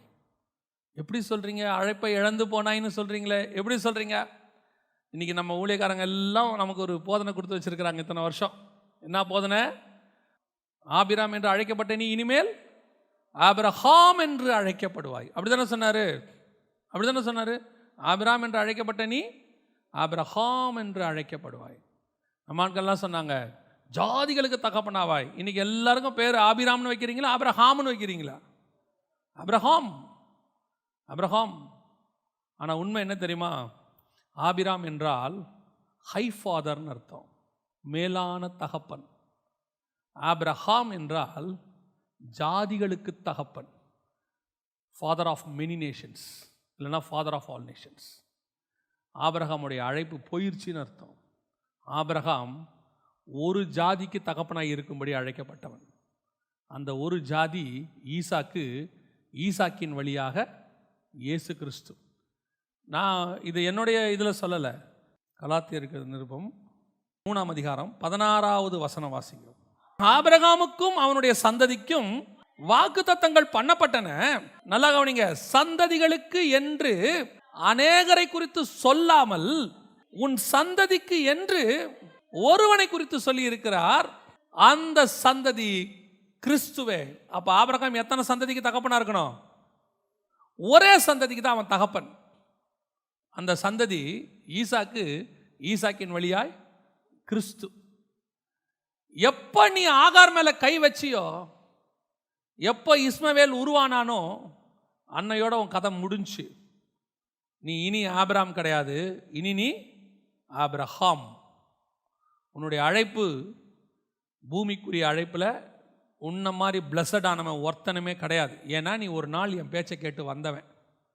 ஏன்னா ஒரு நாள் நீ எனக்காக ஊழியம் பண்ணவன். ஏன்னா நீ ஒரு நாள் எனக்காக பல காரியங்களை செய்தவன். ஏன்னா நீ ஒரு நாள் எனக்காக சோதோம் ராஜா கொடுத்ததை வேணான்னு சொன்னவன். உண்மைதான். ஆனால் இன்னைக்கு நீ என்ன பண்ணிட்ட? ஆகார இடத்துல கை வைத்து விட்டாய். நீ இனி ஆபிரகாமா இருக்க முடியாது, இனி நீ ஆபிரகாமா தான் இருக்க முடியும். You last your calling. உன்னுடைய அழைப்பு உன்னை விட்டு போய்விட்டது. அன்னைக்கு ஆண்டவர் சொல்றாரு, இனி பூமிக்குரியதில் நீ ஓகேப்பா. அப்போ ஆண்டவரே அப்பமும் ரசமும் கொடுத்து மெல்கிசேதேக்கின் முறைமையில் கொண்டாந்தீங்களே, அந்த உடன்படிக்கை இனி உனக்கு கிடையாது. இன்னிலேருந்து புதிய உடன்படிக்கை கொண்டாடுறேன், விருத்த சேதனம் உனக்கு கொண்டாடுறேன். அது உன் மாம்சத்தில் நீ தேவனோட பண்ணுறது. இதுக்கு முன்னாடி நான் பண்ணது ஆவியில் தேவனோடு பண்ணுற உடன்படிக்கை, அப்பமும் ரசமும். இப்போ நீ பண்ண போகிறது மாம்சத்தில் பண்ணுற உடன்படிக்கை. ஆவியில் பண்ண அப்பமும் ரசமும் இருக்கு, அது எனக்கு பெயின். என்ன அடிப்பாங்க, என்ன உதப்பாங்க, நான் என் சரீரத்தை பிட்டு உனக்கு தருவேன். ஆனால் இப்போ நீ பண்ண போகிற விருத்த சேதனம் இருக்கே, அது உனக்கு பெயின். விருத்த சேதனம் பண்ணுறவனுக்கு தான் பெயின். ஆனால் மெல்கிசேதேக்கு முறைமையில் கொடுக்குறவருக்கு பெயின், வாங்குறவனுக்கு பெயின் கிடையாது. அப்பம் ரசம் வாங்குற உனக்கு எனக்கு என்ன கிடையாது? எந்த வலியும் கிடையாது. உனக்காக எனக்காக அவர் மெல்கிசேதேக்கின் முறைமைப்படி அவர் பாடுகளை அனுபவித்து இதை வாங்கி புசியுங்கள், இது உங்களுக்காக பிற்கப்படுகிற என்னுடைய சரீரமாக இருக்கிறது. பெயின் எனக்கு, கெயின் உனக்கு. இனிமேட்டு பெயினோ கெயினோ உனக்கு தான், நீயே அனுபவிச்சுக்க. விருத்தசேதனம் பண்ணா உனக்கு ஆசீர்வாதம், நீ உடன்படிக்கை பண்ணா உனக்கு ஆசீர்வாதம், பண்ணாட்டி உனக்கு ஆசீர்வாதம் இல்லை. உனக்கு ஆசீர்வாதம் வேணுமா வேணாமாங்கிறத நீயே டிசைட் பண்ணிக்கோ, அவ்வளோதான். ஏன்? You last your calling. உன்னுடைய அழைப்பை நீ இழந்து போனாய். கர்த்தர் பல மணி நேரங்களில் பல நேரங்களில் நமக்கு வச்சிருக்கிற மேலான அழைப்பு, கர்த்தர் வச்சிருக்கிறதான அபிருதமான காலிங். ஆனால் நமக்கு அது தெரியாது, நமக்கு பின்னாடி என்ன இருக்குன்னு தெரியாது. கர்த்தர் நமக்கு வச்சிருக்கிறதான அந்த அழைப்பினுடைய முடிவு நமக்கு தெரியாது. சில நேரங்களில் நாம் செய்கிற வேலை என்ன தெரியுமா? சோதோம் ராஜா கிட்ட வேணான்ட்டு பார்வோன் ராஜா கிட்ட வாங்கிடுவோம். ஒரு இடத்துல ஜெயிச்சுட்டு ஒரு இடத்துல விழுந்துடுவோம். ஒரு காரியத்தை வேணான்ட்டு ஒரு காரியத்தை வாங்கிடுவோம். கர்த்தர் உன்னை எங்கே நிற்க வச்சிருக்கிறாருன்னு பாருங்கள். பல நேரத்தில் எகிப்து கானானை விட பார்ப்பதற்கு எப்படி தான் இருக்குமா? செழிப்பாக தாங்க இருக்கும். 13ஆம் அதிகாரத்தில் ஆண்டவர் லோத்துவை பார்க்க சொல்கிறாரு. லோத்து பார்க்குற இடம் எப்படி இருந்துச்சு தெரியுமா? அது தேவனுடைய தோட்டத்தை போலவும் எகிப்தை போலவும் இருந்தது. அப்படி தானே இருக்கு? தேவனுடைய தோட்டத்தை போலவும் எகிப்தை போலவும் இருந்தது. தேவனுடைய தோட்டமும் அதே மாதிரி தான் எது இருக்கும்? எகிப்து இருக்கும். ஆனால் ஆபிரகாம் பார்த்த கானான் எப்படி இருந்துச்சு தெரியுமா? எப்படி இருந்துச்சு? ஒன்றுமே இருக்காது. ஆபிரகாம் கானானை பார்த்து சொன்னாரா அது பாலும் தேனும் ஓடுகிற தேசம்னு சொன்னாரா? ஆபிரகாம் சொன்னாரா அங்கே ராஜாக்கள் ஆசாரியர்கள் உருவாகிற இடம்னு சொன்னாரா? பார்க்கறதுக்கு அதில் ஒன்றுமே தெரியாது. உள்ளே போனால் தான் தெரியும் அது பாலும் தேனும் ஓடுகிற இடம். சோதோம் பார்க்கறதுக்கு எப்படி இருக்கும்? எகிப்தை போலவும் தேவனுடைய தோட்டத்தை போலவும் தெரியும். உள்ளே போனால் தான் யார் இருப்பா? தெருவில் மோசம் பண்ணுகிற ஜனங்கள் சுற்றி கொண்டு இருப்பார்கள். அது அழிவுக்கு நேரான இடம். கர்த்தர் வச்சிருக்கிற காலிங் பார்க்கறதுக்கு கஷ்டமாக தான் இருக்கும், நடக்கிறதுக்கு கஷ்டமாக தான் இருக்கும். கண்கள் ஏறிட்டு பார்த்தா ஒன்றும் தெரியாது, பின்னாடி அவர் வச்சிருக்கிற எந்த மேன்மையும் தெரியாது, அந்த அழைப்பினுடைய எந்த காரியமும் தெரியாது. ஆனால் சொன்னது கர்த்தர், போயிட்டே இருக்கணும். ஏன்னா கர்த்தர் உனக்கு வாக்குத்தத்தம் பண்ணது கானான் அல்ல, கர்த்தர் வாக்குத்தத்தம் பண்ணது கிறிஸ்து. கர்த்தர் வாக்குத்தத்தம் பண்ணது பூமிக்குரிய ஆசீர்வாதம் இல்லை, கர்த்தர் வாக்குத்தத்தம் பண்ணது வானத்துக்குரிய ஆசீர்வாதம். நான் இன்னைக்கு எதை வச்சு ஃபோக்கஸ் பண்ணுறேன்? கர்த்தர் என்னோட இருக்கிறாருன்னு. சிலர் சொல்கிறத பார்த்தா பாவமாக இருக்கும். என்னுடைய பிளஸ்ஸிங்கை வச்சு நான் வீடு வச்சுருக்கேனா, கார் வச்சுருக்கேன்னா, நான் என்ன ஸ்டேட்டஸில் இருக்கேன், என்ன பொசிஷனில் இருக்கேன், இதை வச்சு கர்த்தர் என் கூட இருக்கிறாரா இல்லையான்னு அவன் டிசைட் பண்ணிக்கிறான். ஊழியக்காரங்கிட்ட பார்த்தா பாவமாக இருக்கும். மீட்டிங்க்கு 5000 பேர் வரதை வச்சு, அந்த ஊழியக்காரன் வச்சிருக்கிறதான ப்ராப்பர்ட்டிஸை வச்சு, அந்த ஊழியக்காரனுடைய லக்ஸூரியஸ் லைஃப் ஸ்டைலை வச்சு அவர் பெரிய ஊழியக்காரரு, காட்டுக்குள்ள போய் மிஷனரிகள் சந்திச்சுக்கிட்டு இருக்கிறானே அவன் சின்ன ஊழியக்காரனா? ஒரு 10 பேரை போய் பார்த்துட்டு டெய்லி பைத்தியக்காரன் மாதிரி நடந்து, அவனை கூப்பிட்டு கேட்டு பாருங்க, அவன் பிஇ முடிச்சிருப்பான். அவனை கூப்பிட்டு கேட்டு பாருங்க, அவன் எம்காம் முடிச்சிருப்பான். ஆனால் அவன் பாருங்க, தோளில் ஒரு பேக்கை போட்டு தண்ணி பாட்டில் எடுத்துக்கிட்டு அவன் பாட்டு நடந்து போய்கிட்டு இருப்பான் உள்ளுக்குள்ளே. அவன் ஆபிரகாம். அவன் பார்க்கறதுக்கு ஒன்றும் தெரியாது, அவன் கானானுக்குள்ளே பார்த்துக்கிட்டு இருக்கிறான். இன்னைக்கு நம்மளையும் கர்த்தர் அப்படிப்பட்டதான மகா மேன்மையான அழைப்புக்கு தான் கர்த்தர் அழைச்சிருக்கிறார். நான் ஆசீர்வாதமாக இருக்கிறத தப்புன்னு சொல்லலை, ஆனால் அவன் ஆசீர்வாதத்தை வச்சு உன் ஆண்டவரை கணக்கு போடாத. ஆண்டவரை வச்சு தான் ஆசீர்வாதத்தை கணக்கு போடணும். ஆண்டவர் கூட இல்லாமல் உலகத்தையே உன் கூட வச்சால் அது எப்படி ஆசீர்வாதமாக மாறும்? உன் மினிஸ்ட்ரியில் ஆண்டவரே இல்லாமல் நீ ஊருக்கு சொத்து வாங்கி போட்டு அதில் என்ன ஆசீர்வாதம் உனக்கு இருக்க போகுது? ஆனால் சொத்தே இல்லாமல் நீ போகிற இடத்துல அவன் கூட ஆண்டவர் வந்தார்னா அது ஒன்று போதும், கர்த்தர் உன் கூட இருக்கிறாருன்றதுக்கு. அதுதான் பிளஸ்ஸிங். இன்னைக்கு நம்ம என்ன நினச்சிட்டோம்? ஆகாரம் இருந்தால் நல்லா இருக்குமே. போச்சு, ஆபிரகாமுடைய பிளஸ்ஸிங் அன்னையோட போச்சு, முடிஞ்சிருச்சு. இன்னைக்கு நிறைய மெல்கிசேதேக்கின் முறைமை போய் என்ன முறைமை வந்துருச்சு? என்ன முறைமை வந்துருச்சு? மாம்ச முறைமை உள்ளே நுழைஞ்சிருச்சு, நியாயப்பிரமாணம் வந்துருச்சு. நிறைய இப்போ ஆபிரகாமுக்கு என்ன? இந்த இந்த ஹெவன்லி பிளானே போச்சு. அவர் மேலே இருந்த மகா பெரிய திட்டமே அவரை விட்டு போயிருச்சு, முடிஞ்சிருச்சு. இப்போ இதை சரி பண்ணுறதுக்கு அடுத்த 1000 வருஷம் ஆகும். எப்படின்னு கேட்குறீங்களா? ஆபிரகாமின் குமாரனான தாவீது வரணும். அவன் தான் விழுந்து போன தாவீதின் கூடாரத்தை எழுந்து கட்டணும். அவன் தான் எல்லாத்தையும் சரி பண்ணணும். அடுத்து சரி பண்ணுறதுக்கு எத்தனை வருஷம் ஆகும்? 1000 வருஷம் ஆகும். You must wait. வேற வழியே கிடையாது. ஆதாமுகிட்ட விழுந்து போனதை சரி பண்ணுவதற்கு ஆபிரகாமை கொண்டு வந்தார். அவங்கிட்ட விழுந்து போனதை சரி பண்ணுறதுக்கு தாவீதை கொண்டு வந்தார். ஆதாம் டு ஆபிரகாம் 2000 வருஷம், ஆபிரகாம் டு தாவீது 1000 வருஷம். அவ்வளோதான். பல நேரங்களில் கர்த்தர் சரி பண்ணுறதுக்கு ஒரு வாய்ப்பு கொடுப்பார், சில நேரங்களில் சரி பண்ணுறதுக்கு வாய்ப்பு கொடுக்காமலும் போவார். இன்றைக்கி நமக்கு வச்சிருக்கிற அழைப்பு என்ன? நம்ம எந்த மகா மேன்மையான அழைப்புக்கு நேராக இருக்கிறோம்? கர்த்தர் எந்த அடிப்படையில் நம்மளை வச்சிருக்கிறாரு, அந்த அறிவு நமக்கு வரணும். நான் தான் எப்பவும் சொல்லுவேன், உன் ஸ்பிரிச்சுவல் மேப்பை கர்த்தர்கிட்ட கேளு. நாளைக்கு என்ன வேணும்னு கேட்காத, இப்போ என்ன வேணும்னு கேட்காத, என் பிள்ளைக்கு ஃபீஸ் கட்டுறது எப்படின்னு கேட்காத, நாளைக்கு சாப்பாட்டுக்கு என்ன வழின்னு கேட்காதீங்க. இதெல்லாம் அப்படின்றதுக்குள்ளே ஹெவன் கொடுத்துட்டு போயிட்டே இருக்கும். ஹெவன் கொடுத்துச்சுன்னா உன்னால் சாப்பிடவே முடியாது. வாயிலையும் மூக்குலையும் இருக்கும்போது அடிச்சு போட்டுருவார். வெஜ்ஜு கேட்டால் வெஜ்ஜு, நான்வெஜ் கேட்டால் நான்வெஜ்ஜு கொடுப்பாரு. திங்க முடியாது உன்னாலே என்னாலே. எல்லாத்தையும் நல்ல நான்வெஜ்ஜை கொடுத்துட்டு வயிறை புண்ணாக்கி விட்டுருவார். ஏன்? அழைப்பை மீறி போனால் அப்படி தான். பல நேரத்தில் நம்ம மினிஸ்ட்ரியில் கூட யாரும் சாட்டிஸ்ஃபை பண்ணக்கூடாது, மனுஷனை சாட்டிஸ்ஃபை பண்ணக்கூடாது. போயிட்டு உக்காந்துட்டோம்னா அந்த மினிஸ்ட்ரியை முடிச்சுட்டு வந்தால் போதுங்கிற அளவுக்கு கொண்டாந்துருவார். தெரியாமல் வந்துட்டோம். நீங்கள் கஷ்டப்பட்டு நான் சொல்லலை, நீங்கள் சில நேரத்தில் தேவ சித்தத்தில் போகும்போது பல பாடுகள் அனுபவிக்க வேண்டியிருக்கும். ஆனால் அவைக்கு நடுவில் ஒரு சமாதானம் இருக்கும் உங்களுக்கு. நான் கர்த்தருக்காக அதை செஞ்சேன், கர்த்தர் அதில் உங்களுக்கு ஒரு சமாதானத்தை கொடுப்பார். சில நேரத்தில் அவ்வளோ பிரச்சனைலாம் இருக்காது. ஆனால் அந்த மினிஸ்ட்ரிக்கு தேவ சித்தம் இல்லாமல் போயிட்டோன்னு வச்சுக்கோங்க, எப்படா இவனுக்கு நடுவில் இருந்து ஏந்திரிச்சு வீட்டுக்கு போகலான்னு இருக்கும். அப்படி ஒரு சுச்சுவேஷனுக்கு கொண்டு போயிருவார். அதுக்கு தான் சொல்கிறேன், God's will is very very very important.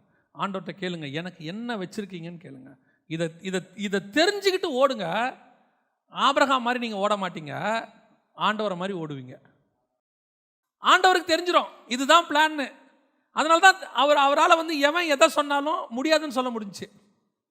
ஏரோது உன்னை கூப்பிடுகிறார், வர முடியாதுன்னு போய் அந்த நரிக்கிட்ட சொல்லு. 100க்கு அதிபதி கூப்பிட்றான், சரி வா போகலாம். ஏன்? என் பிளான் எனக்கு தெரியும்பா, ஆண்டவர் காலையில் எனக்கு சொல்லிட்டாரு, இங்கே போ இங்கே போகாதன்னு. நம்மளா இருந்தால் 100க்கு அதிபதிக்கு வர முடியாது என்று சொல்லு, ஏரோது இதோ வந்துட்டேன் என்று சொல்லு. நம்ம அப்படி தானே, நமக்கு அதுக்கு ஒரு காரணம் வச்சிருப்போம். ராஜாக்களுக்கு சுவிசேஷம் சொல்வதற்கு ஒரு வாய்ப்பு கிடைத்திருக்கிறது, நாம் ஏன் தவற விடுவானேன்? போய் எப்படியாவது நம்ம அதுக்காக போனோம். அவன் வெல்கம் ட்ரிங்க்லேருந்து அருமையாக கொடுப்பான். இந்த மாதிரி ஒரு தடவை லைஃப்பில் கிடைக்குமா? சோத்திரத்தோட புசிச்சு அதுக்கப்புறம் சாட்சி வேற, கர்த்தர் ராஜாக்கள் மத்தியில் கொண்டு வந்து உட்கார. டேய், நீ நரி கூட உட்காந்துட்டு வந்திருக்க, வாயை மூடிட்டு கம்முன்னு இரு. நீ ராஜா கூட உட்காரல, யார் கூட உட்காந்துருக்க? நரி கூட உட்காந்துருக்க. ஆனால் 100க்கு அதிபதி வீட்டுக்கு போ, சமஸ்த இஸ்ரவேலிலும் பார்க்க முடியாத விசுவாசம் உள்ளவனோடு கூட நீ உட்காந்து விட்டு வருவாய்.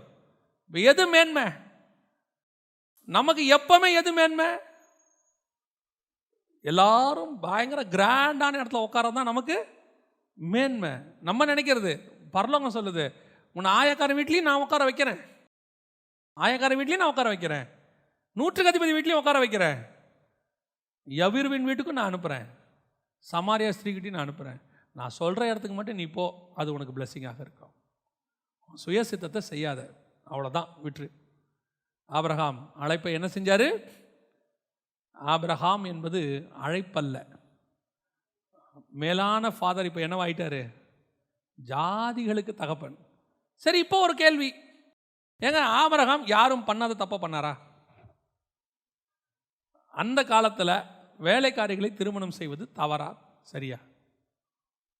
அந்த காலத்தில் ஒரு தப்பும் கிடையாது. யாக்கோபு 4 மனைவி வச்சுக்கிட்டாரு.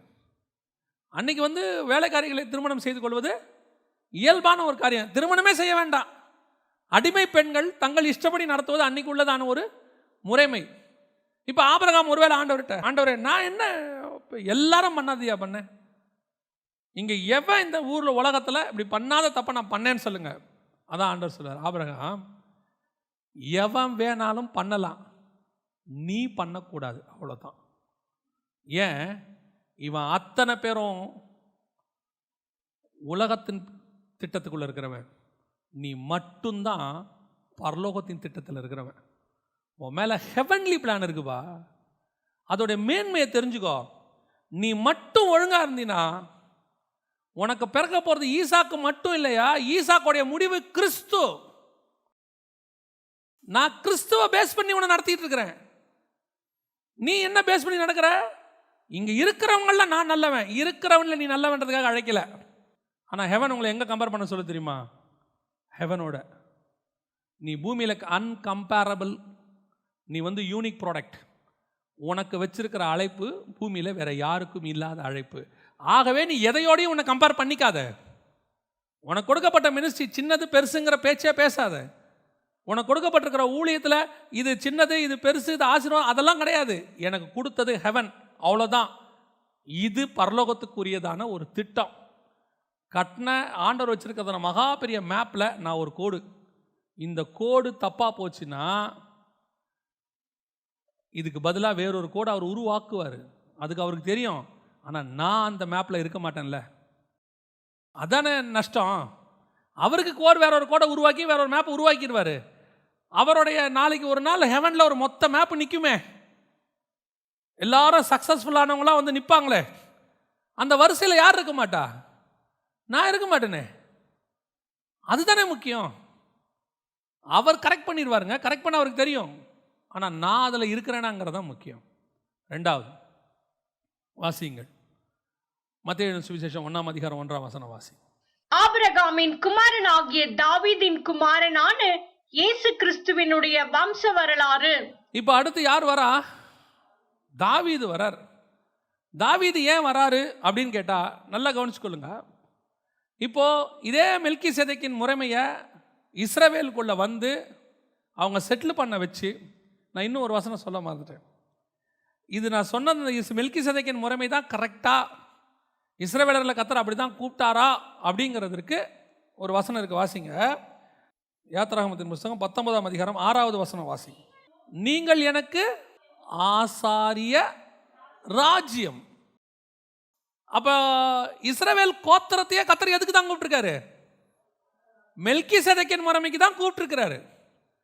இஸ்ரவேலோடைய அழைப்பே மெல்கிசேதேக்கின் முறைமை. எப்படி சொல்றீங்க அப்படின்னா, அந்த கோத்திரத்தில் ஆசாரியன் இருப்பான், அந்த கோத்திரத்தில் ராஜா இருப்பான், 12 பேரும் அப்படியே இருப்பான். இது அப்படியே ஸ்ப்ரெட் ஆகி இவங்க உலகத்தெல்லாம் பிடிச்சி டோட்டல் உலகத்தையும் யார் கீழே கொண்டு வரணும்?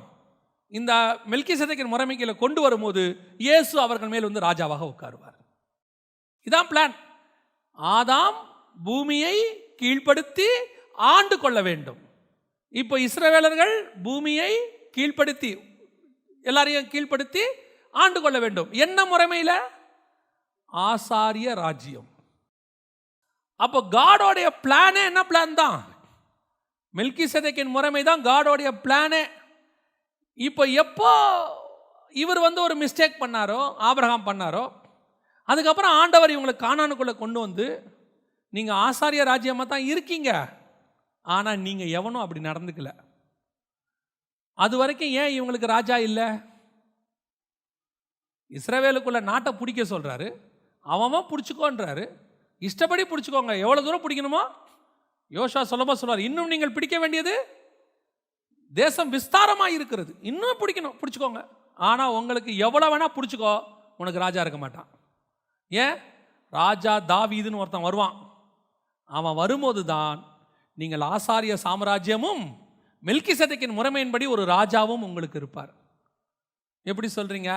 மெல்கிசேதேக்கின் முறைமையின்படி தாவீது ராஜாங்கிறத நீங்கள் எப்படி சொல்கிறீங்க அப்படின்னு கேட்டிங்கன்னு சொன்னால், காடோடைய பிளானில் தாவீது தான் ராஜா, காடோடைய பிளானில் சவுல் ராஜாவே கிடையாது. காடோடைய பிளானில் தாவீது தான் ராஜா. இவங்க அவசரப்பட்டு என்ன கேட்டாங்க? எங்களுக்கு ராஜா கொடுங்க அப்படின்னு கேட்டாங்க. சரி, ஓகே, அவர்கள் உன்னை அல்ல என்னையே தள்ளினார்கள் என்று சொல்லி ஒரு ராஜா கொடுக்குறாரு. ஆனால் கொடுக்கும்போதே சொல்லிட்டாரு, தாவீது இப்படி தான் இருப்பான், சவுல் உங்களை இந்த மாதிரி செய்வான், இந்த மாதிரி பண்ணுவான், எல்லாம் சொல்லி தான் கொடுத்தாரு. இப்போ சவுலுடைய ராஜ்யபாரம் முடிவுக்கு வருகிறது. வந்த பிறகு தாவீதை ராஜாவாக உட்கார வைக்கிறார். உங்கள் எல்லாருக்கும் தெரியும், தாவீது இப்பொழுது என்ன செய்கிறாரு? உடன்படிக்கை பெட்டியை கொண்டு வர்றாரு. ஏன் உடன்படிக்கை பெட்டி கீழே விழுந்தது அப்படின்னா நம்ம எல்லாருக்கும் தெரியும். அவங்க அதை இதில் வைக்கக்கூடாது, வண்டியில் வைக்கக்கூடாது, அது ஆசாரியர்கள் சுமக்கப்பட வேண்டும். இது எல்லாமே நமக்கு வெளிப்படையாக தெரிஞ்ச காரியம். ஆனால் ஒன்று தெரியணும், அங்கே முதல் தடவை அந்த உடன்படிக்கை பெட்டி இஸ்ரவேலை விட்டு வெளியே போச்சு இல்லையா, அது எதுக்கான அடையாளம்? நல்லா தெரிஞ்சுக்கொள்ளுங்க. பைபிளில் நடக்கிற ஒவ்வொரு சம்பவத்துக்கு பின்னாடியும் ஹெவனுடைய ஒரு பிளான் இருக்கும். நம்ம வெறும் சம்பவத்தை மட்டும் பார்த்தோம்னா அது இன்சிடெண்ட். அந்த பிளானை புரியணும். இஸ்ரவேலை விட்டு உடன்படிக்கை பெட்டி வெளியே போச்சு இல்லையா, அதோடைய அர்த்தம் இஸ்ரவேலை விட்டு உடன்படிக்கை போய்விட்டது. அது போயிட்டு திரும்பி வரும். திரும்பி வரும்போது உடன்படிக்கை பெட்டிக்குள்ள என்ன இருந்துச்சு? மன்னா கிடையாது, துளிர்த்த கோல் கிடையாது, ஆரோனின் துளிர்த்த கோல் கிடையாது. ஒன்னே ஒன்று தான் இருந்துச்சு. என்ன இருந்துச்சு? கற்பலகைகள் மட்டும் இருந்துச்சு. வசனம் சொல்லுது. அதோடைய அர்த்தம் என்ன அப்படின்னு கேட்டால், இஸ்ரவேலை விட்டு உடன்படிக்கை போயிட்ட பிறகு அவர்களுக்கு மன்னா போயிடுச்சு. ஏன்னா மறைவான மன்னா நமக்கு வந்துருச்சு, புறஜாதியார் கைக்கு வந்துருச்சு. ஆரோனின் துளிர்த்த கோல் போயிடுச்சு. காரணம், தெரிந்து கொள்ளப்படுதல் அவங்களுக்கு விட்டு போயிடுச்சு. கர்த்தர் உங்களையும் என்னையும் தெரிந்து கொண்டார். ஆனால் கற்பலகைகள் மட்டும் இருந்துச்சு. காரணம், நியாயப்பிரமாணம் மட்டும் உண்டு. அவங்களுக்கு இன்றைக்கும் உண்டு நியாயப்பிரமாணம், அது மட்டும் உண்டு. மற்ற ரெண்டும் அவங்கள விட்டு போயிடுச்சுன்னு அர்த்தம். அந்த ரெண்டும் நமக்கு வந்துருச்சு. இப்போ இவங்க பழையபடியே உடன்படிக்கை பற்றி என்ன பண்ணுறாங்க? வெளியே போயிட்டு உள்ளே வரும்போது இவங்களுக்கு காட்ஸ் பிளான் மாறினது தெரியல. அப்போ நியாயப்பிரமாண முறைமை என்னவாயிருச்சு? முடிஞ்சிருச்சு, இதோட க்ளோஸ் ஆயிருச்சு. இவங்களுக்கு இந்த மெத்தடே தெரில. ஏன்னா ஸ்பிரிச்சுவல் தாட் இல்லை. ஏன் வெளியே போச்சு? பெலிஸ்தர் தூக்கிட்டு போயிட்டாங்க. ஏன் திரும்பி வந்துச்சு? பெலிஸ்தர் விட்டுட்டாங்க. இதை இப்படி பார்க்கணும். ஏன் கர்த்தர் வெளியே கொண்டு போனாரு? அதை அப்படி தான் பார்க்கணும். பெலிஸ்தர் தூக்கிட்டு போனான்னு பார்க்கக்கூடாது. கர்த்தர் ஏன் வெளியே கொண்டு போகும்படி பர்மிஷன் கொடுத்தாரு? அவர்கள் செய்த அக்கிரமத்தின் நிமித்தம் அவர்களை விட்டு உடன்படிக்கை வெளியே போய்விட்டது. ஏன் திருப்பி வரும்படி கொடுத்தாரு? முதல் உடன்படிக்கை போயிருச்சு, ரெண்டாவது உடன்படிக்கை உள்ளே நுழைகிறது. தேசத்துக்குள்ள என்ன வருது? ரெண்டாவது உடன்படிக்கை உள்ளே நுழையுது. ரெண்டாவது உடன்படிக்கை எது? நியாயப்பிரமாணம் போயிருச்சுன்னா எது வரணும்? உள்ள மெல்கிசேதேக்கின் முறைமை உள்ள வரணும். இப்போ மெல்கிசேதேக்கின் முறைமை வரணும்னா ராஜாவும் ஆசாரியனும் ஒன்னா இருக்கணும். ராஜாவும் ஆசாரியனும் என்னவா இருக்கக்கூடாது? தனித்தனியா இருக்கக்கூடாது. இப்போ உடன்படிக்கை படி தூக்கிட்டு வரும்போது யார் யார் வரா? தாவீது வராரு, ஆசாரியனும் வரான், ரெண்டு பேரும் வராங்க. இப்போ கர்த்தர் உடன்படிக்கை பட்டிய கீழே தள்ளினார். சரிங்க, அப்ப ரெண்டாவது வரமுறை ஏன் தள்ளல? இப்போ வாசிங்க 2 சாமுவேல் புஸ்தகம் 6ஆம் அதிகாரம் 13-14 வாசிங்க.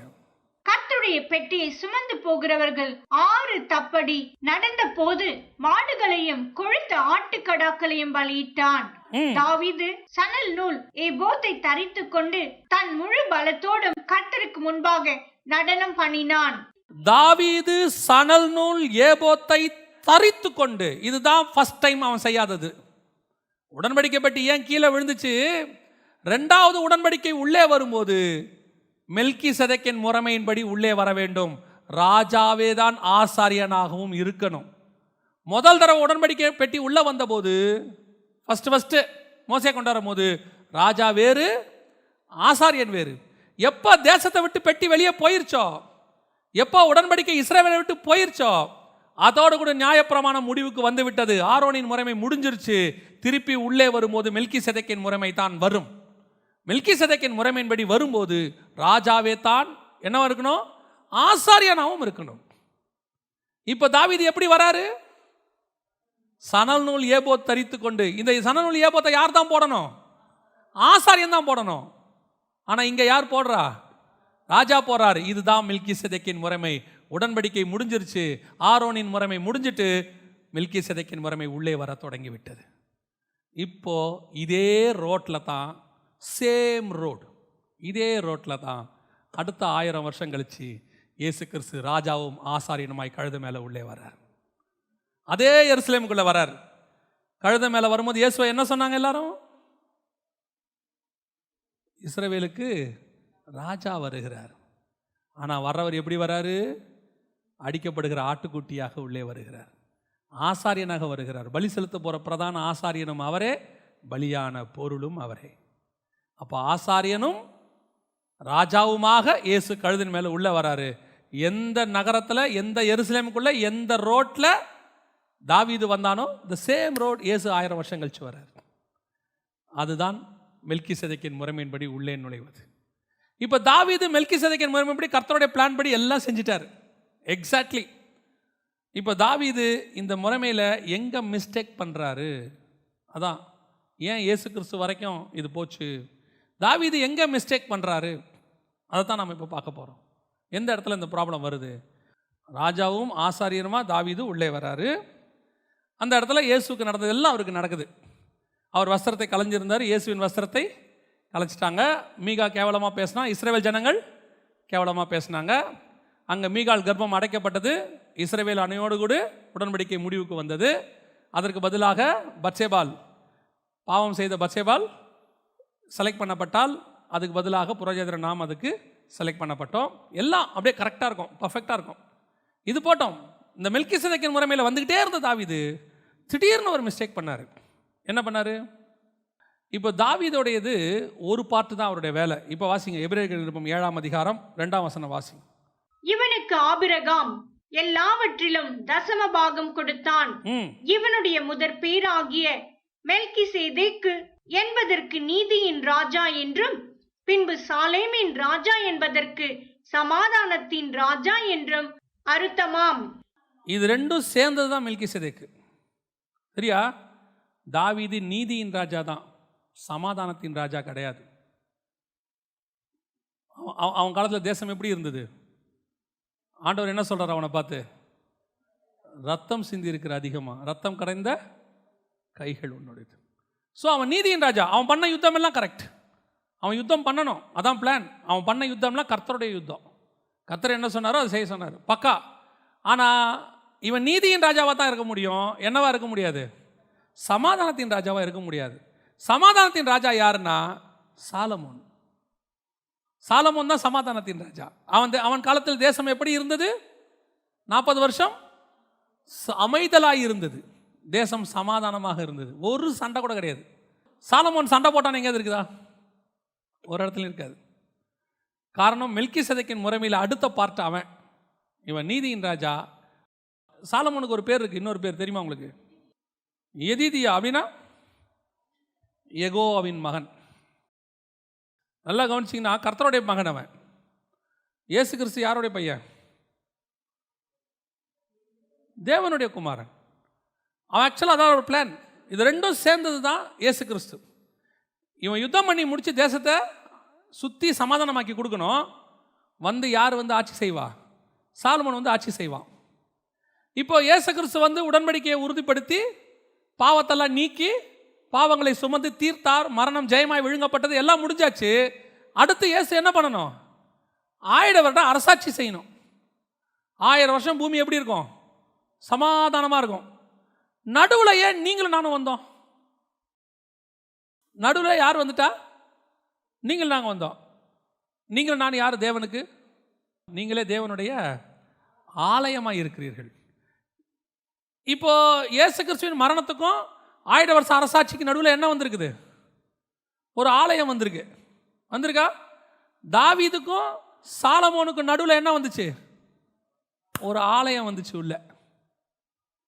அந்த ஆலயம் வரக்கூடாது. ஏன்னா காடோடைய பிளான்ல என்ன கிடையாது? ஆலயமே கிடையாது. காடோடைய பிளான்ல கூடாரம் தான்.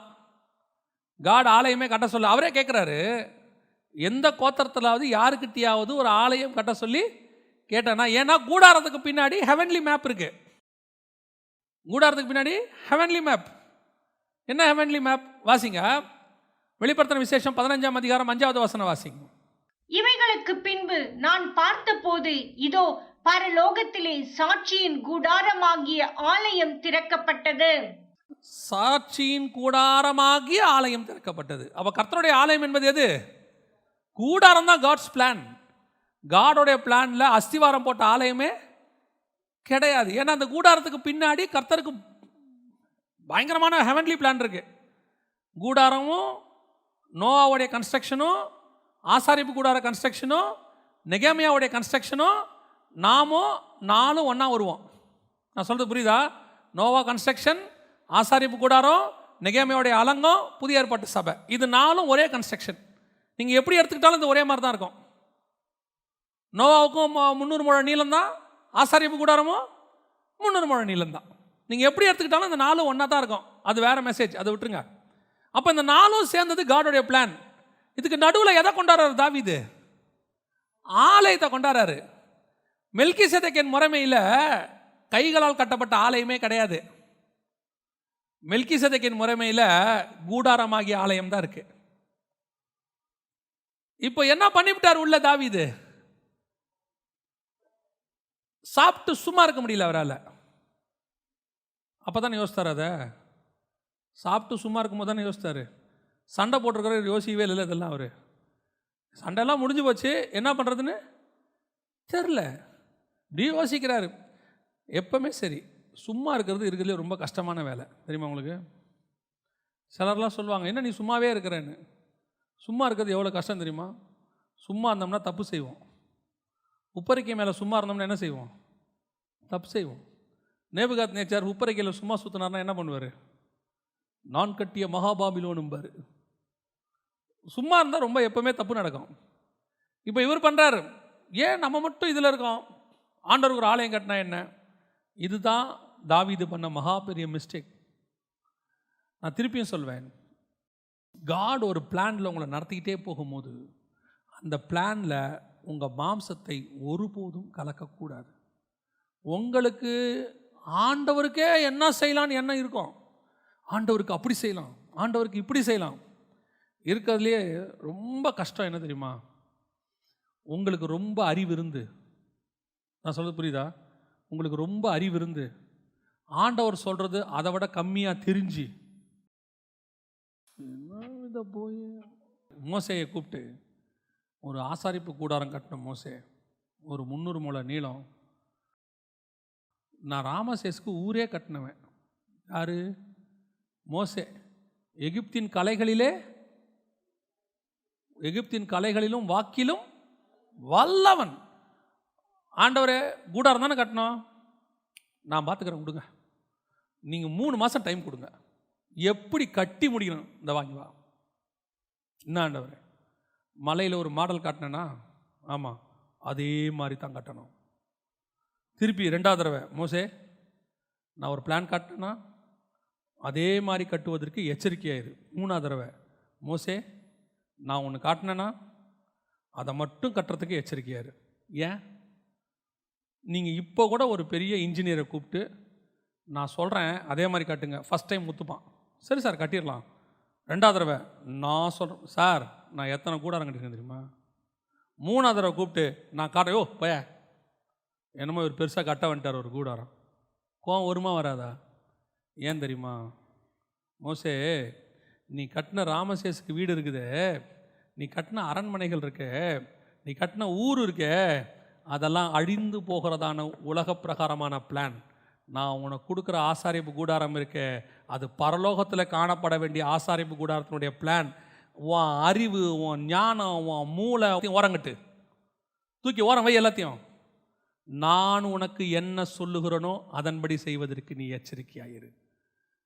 உங்கள் மேலேயும் என் மேலே இருக்க பிளான் இருக்க, இது சர்வ வல்லமை உள்ளவருடைய பிளான், ஹெவனோடைய கிங்கோடைய பிளான். அவர் கோபமாக பார்த்தாருன்னா எரிஞ்சிரும்.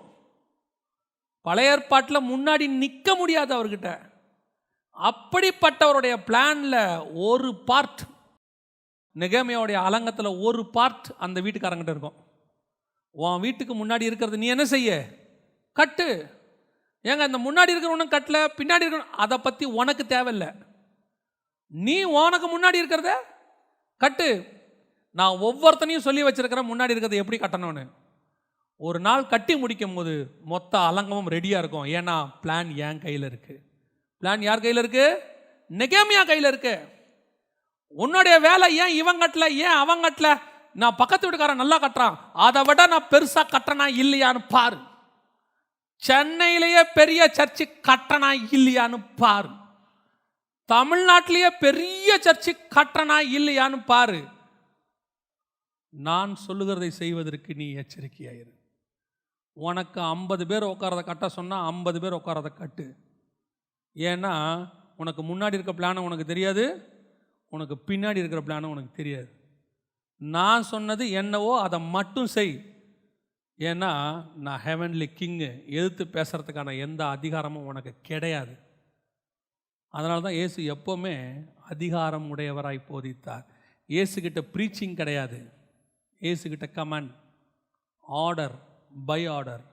நீங்கள் எந்த இடத்துல பாருங்கள், இயேசு தயவு செய்து பிரியமானவர்களே, நீங்கள் யார் யாரெல்லாம் ஒப்பு கொடுக்க விரும்புகிறீர்களோ கரங்களை உயர்த்தி முன்னாடி வரும்படி அன்போடு கூட அழைக்கிறோம். வந்தா வா, போனா போ. நான் சொல்கிறத கேட்டால் பிழைச்ச, இல்லைன்னா செத்த. அவ்வளோதான், அவ்வளோதான் விஷயம். உன்னை கெஞ்சிக்கிட்டுலாம் இருக்க முடியாது. ஏன்னா உன் கூப்பிட்றது உன் நல்லதுக்கு கூப்பிட்றோம். அதே மாதிரி தான் ஹெவன்லி பிளானும். உங்ககிட்ட உங்களுடைய மூளையெல்லாம் யூஸ் பண்ணக்கூடாது. உலகத்திலேயே பயங்கரமான ஞானம் உள்ளவன் யார்? பூமியில் பிறந்தவன்ல சாலமோன். ஆனால் சாலமோன்ட்டு அந்த மேப்பை கொடுக்கும்போது தாவீது சொல்வார், சர்வ வல்லவர் உன்னோடு கூட இருப்பார், அவர் சொன்னதை செய்யும்போதும் அவர் உன்னை கைவிடுகிறதில்லை, ஆனால் அவர் சொன்னபடி செய்வதற்கு எச்சரிக்கையாயிரு. என்ன சாலமோனுக்கே இந்த காஷனா, மோசேக்கே இந்த காஷனா, அவங்களுக்கே அந்த காஷன்னா உங்களுக்கும் எனக்கும் என்ன காஷன் இருக்கும் இல்லை? நம்மகிட்ட இருக்கிற மூளையிலேயே 6% தான் யூஸ் பண்ணுறோமா. மோசே தயவு செஞ்சு நீ எதுவுமே செய்யாது. ஏன்? கட்டுறதுக்கு கீழே சித்திர வேலை செய்யறதுக்கு நான் என்ன செஞ்சுருக்கேன்? பெசலையெல்லாம் ரெடி பண்ணியிருக்கேன், நல்ல அறிவாளியெல்லாம் வச்சுருக்கேன். நீ மட்டும் உன் அறிவை யூஸ் பண்ணிடாத. ஏன்? உனக்கு அறிவு ஜாஸ்தி. ஏன்னா நான் ஆசாரிப்பு கூட இறங்குறது ஹெவனுடைய மேப்பு. நீ பூமியில் ராமசேஸுக்கு பெரிய பெரிய பிரமிட் கட்டின ஆளாக இருக்கலாம். எங்களுக்கு தேவை நாங்கள் சொல்கிறத கட்டுற ஒரு ஆள். அவ்வளோதான். இதுதான் மினிஸ்ட்ரி, இவ்வளோ தான் ஊழியம். ஊழியம் என்பது உங்கள் மூளையை நுழைச்சி கசக்கி புழிஞ்சி, இந்த நூற்றாண்டிலே கர்த்தருக்கு சிறப்பான ஊழியம்லாம் ஒன்றும் செய்வானா. அவர் 7000 வருஷமாக பார்த்துட்டார் எல்லாரையும். அவருக்கு தேவை சொல்கிறத செய்கிற ஒரு ஆள் மட்டும்தான் வேணும். ஆண்டவர் சொல்கிறாரு, நேர்த்தருவில் பவுல்னு ஒருத்தர் இருக்கான், அவனை போய் என்ன செய்ய? அபிஷேகம் பண்ணு. இவர் யாருக்கு ஆலோசனை கொடுக்கறது? ஆண்டவருக்கு. ஆண்டவரே, அவன் சபைகளை துன்பப்படுத்துகிறவன் ஆயிற்ற. வசனம் சொல்லுது, சிருஷ்டிகரை என்ன செய்யக்கூடாது? கேள்வி கேட்கக்கூடாது. ஆனால் அவரும் பொறுமையாக சொல்கிறார், எனக்கு தெரியும், நீ போ அப்படிங்கிறாரு. எதுக்கு சொல்ல வரேன்? பல நேரத்தில் நம்ம யாருக்கு ஆலோசனை கொடுக்குறோம்? கர்த்தருக்கு ஆலோசனை கொடுக்குறோம். நல்லா மைண்டில் ஒன்று வச்சுக்கொள்ளுங்க, எங்கிட்ட பிளான்னு ஒன்று கொடுத்ததே பெரிய விஷயம். என்னை பரலோகம் நம்பி ஒரு பிளான் கொடுத்துருக்குதே, நானோ என் முற்பிதாக்களோ அதுக்கு என்ன உள்ளவர்கள் அல்ல, தகுதியானவர்கள் அல்ல. ஆனாலும் பரலோகம் என்னை முன்குறித்ததே. என்னுடைய பார்ன் அண்ட் brought up என்பாங்க, பிறப்பும் வளர்ப்பும் இந்த பிளானை செய்வதற்கு எந்த விதத்திலும் தகுதியானதல்ல. ஆனாலும் கர்த்தர் என்னை செலக்ட் பண்ணி இருக்கிறாரே. இதற்கு நான் என்ன செய்யணும் தெரியுமா? காலமெல்லாம் நான் செய்ய வேண்டியது சொல்லும் அடியேன் கேட்கிறேன், அவ்வளோதான். Nothing more than that. நம்முடைய பிஇ, எம்பிஏ படித்தது, எம்பாம பிஏ படித்தது, எந்த அறிவையும் தூக்கி எங்கே வச்சிடணும்? ஓர வச்சிடணும். நீங்கள் அப்படி எம்பிஏ அறிவை யூஸ் பண்ணிங்கன்னா 2500 கொடுக்கக்கூடிய 2500 பேர் தேவைன்ற முடிவுக்கு நீங்கள் வந்துடுவீங்க. நீங்கள் எம்பிஏ அறிவை யூஸ் பண்ணாமல் இருந்தீங்கன்னா வானத்தையும் பூமி உண்டாக்கின தேவனத்திலேருந்து எனக்கு ஒத்தாசை வரும்னு சொல்லுவீங்க. இப்போ எந்த அறிவை யூஸ் பண்ணணும்னு நீங்கள் தான் பார்க்கணும். அல்லேலூயா. தாவீது பண்ண பெரிய தப்பு கர்த்தர் சொல்லாத கட்டடத்தை கட்டுவதற்கு. பல நேரங்களில் கர்த்தர் நம்முடைய சித்தத்துக்கு அனுமதி கொடுக்கிறார், ஆனால் அது முடிவு நன்றாயிராது. கர்த்தருடைய சித்தம் வேறு, கர்த்தருடைய அனுமதி வேறு. God's will is different from God's permission. நான் காட்ஸ் பர்மிஷனை வாங்கியிருக்கேன்னா காட்ஸ் வில்லை செய்கிறேன்னா அதான் முக்கியம். சில நேரத்தில் இப்போ தாவீதுக்கு கிடச்சது காட்ஸ் பர்மிஷன், பிழையாமுக்கு கிடச்சது காட்ஸ் பர்மிஷன். சரி, இப்போ இந்த பர்மிஷன் எப்பவுமே கெடுதி, முடிவு கொடுமையாக இருக்கும். பிழையாமையின் முடிவு கொடுமை, தேவாலயத்தினுடைய முடிவு கொடுமை தான். ஒரு தடவைக்கு 2 தடவை கட்டி 2 தடவை என்ன ஆயிடுச்சு? இடிச்சாச்சு. இப்போ 3ஆவது தடவை கட்ட போகிறாங்க, கட்டி என்ன பண்ணிடுவாங்க? இடிச்சிருவாங்க. ஏன்னா வசனம் சொல்லுது தேவாலயம் காணப்படவில்லை, தேவாலயம் இருக்காது, ஆனால் கூடாரம் நிற்கும், பரலோகம் வரைக்கும் நிற்கும். ஏன்? அது காட்ஸ் பிளான். கூடாரம் காட்ஸ் பிளான், காட்ஸ் வில். தேவாலயம் காட்ஸ் பர்மிஷன். பர்மிஷன் ஒளிந்து போகும், வில் நிற்கும். நான் காட்ஸ் வில்லை செய்கிறேன்னா காட்ஸ் பர்மிஷனை செய்கிறேன்னா இதை மட்டும் எப்பவுமே என்ன பண்ணிக்கணும்? காட்ஸ் வில்லுக்கும் பர்மிஷனுக்கும் 1 நிமிஷம் தான் டிஃப்ரென்ஸ். நான் சொல்கிறது புரியுதா? காட்ஸ் வில் செய்யாத, ஆண்டவரே சரி செய், இதான் பர்மிஷன். வில் முடிவு சம்பூர்ணமாக இருக்கும், பெர்மிஷன் முடிவு வலியாக இருக்கும். ஆண்டவர் சொல்லும் போது சொல்லும் அடியேன்னு கேட்கிறேன், அவ்வளோதான், ஃபினிஷ், ஓவர். கேட்கறதுக்கு கஷ்டமாக இருக்கும், ஆனால் செய்யறதுக்கு ஈஸியாக இருக்கும். காட்ஸ் பர்மிஷன் கேட்கறதுக்கு நல்லா இருக்கும், செய்யறதுக்கு கஷ்டமாக இருக்கும். எதுன்னு நீங்களே முடிவு பண்ணிக்கணும். அல்லேலூயா. இங்கே தான் தாவீதினுடைய காரியம் என்னவாச்சு? போச்சு. தாவீது செஞ்ச வேண்டியது என்ன? தேசத்தை அமைதியாக்கியாச்சு. இனி ஆண்டவரே நான் என்ன செய்யணும்? சாலமோன் வர வரைக்கும் அமைதியாகிரு. சாலமோன் வருவான், ராஜ்யபாரத்தை கொடுத்துட்டு போயிட்டே இரு. அதுக்கப்புறம் சாலமோன் ராஜ்யபாரத்தை என்ன செய்ய போகிறான்? சமாதானமாக செய்வான். இப்போ இவர் பண்ண தப்பு, அதுக்கப்புறம் தேசத்தை விட்டு ஓடியாந்து எல்லாம் செஞ்சு கடைசியில் அந்த ராஜ்யபாரம் யாருக்கிட்ட தான் போச்சு? சமாதானமாக போக வேண்டிய ராஜ்யபாரம் எப்படி போச்சு? சண்டை சச்சுருவோட போச்சு. காட்ஸோடைய வில்லை மாற்ற முடியாது, ஆனால் எந்த ரூட்டில் ட்ராவல் பண்ணுறோங்கிறது தான் முக்கியம்.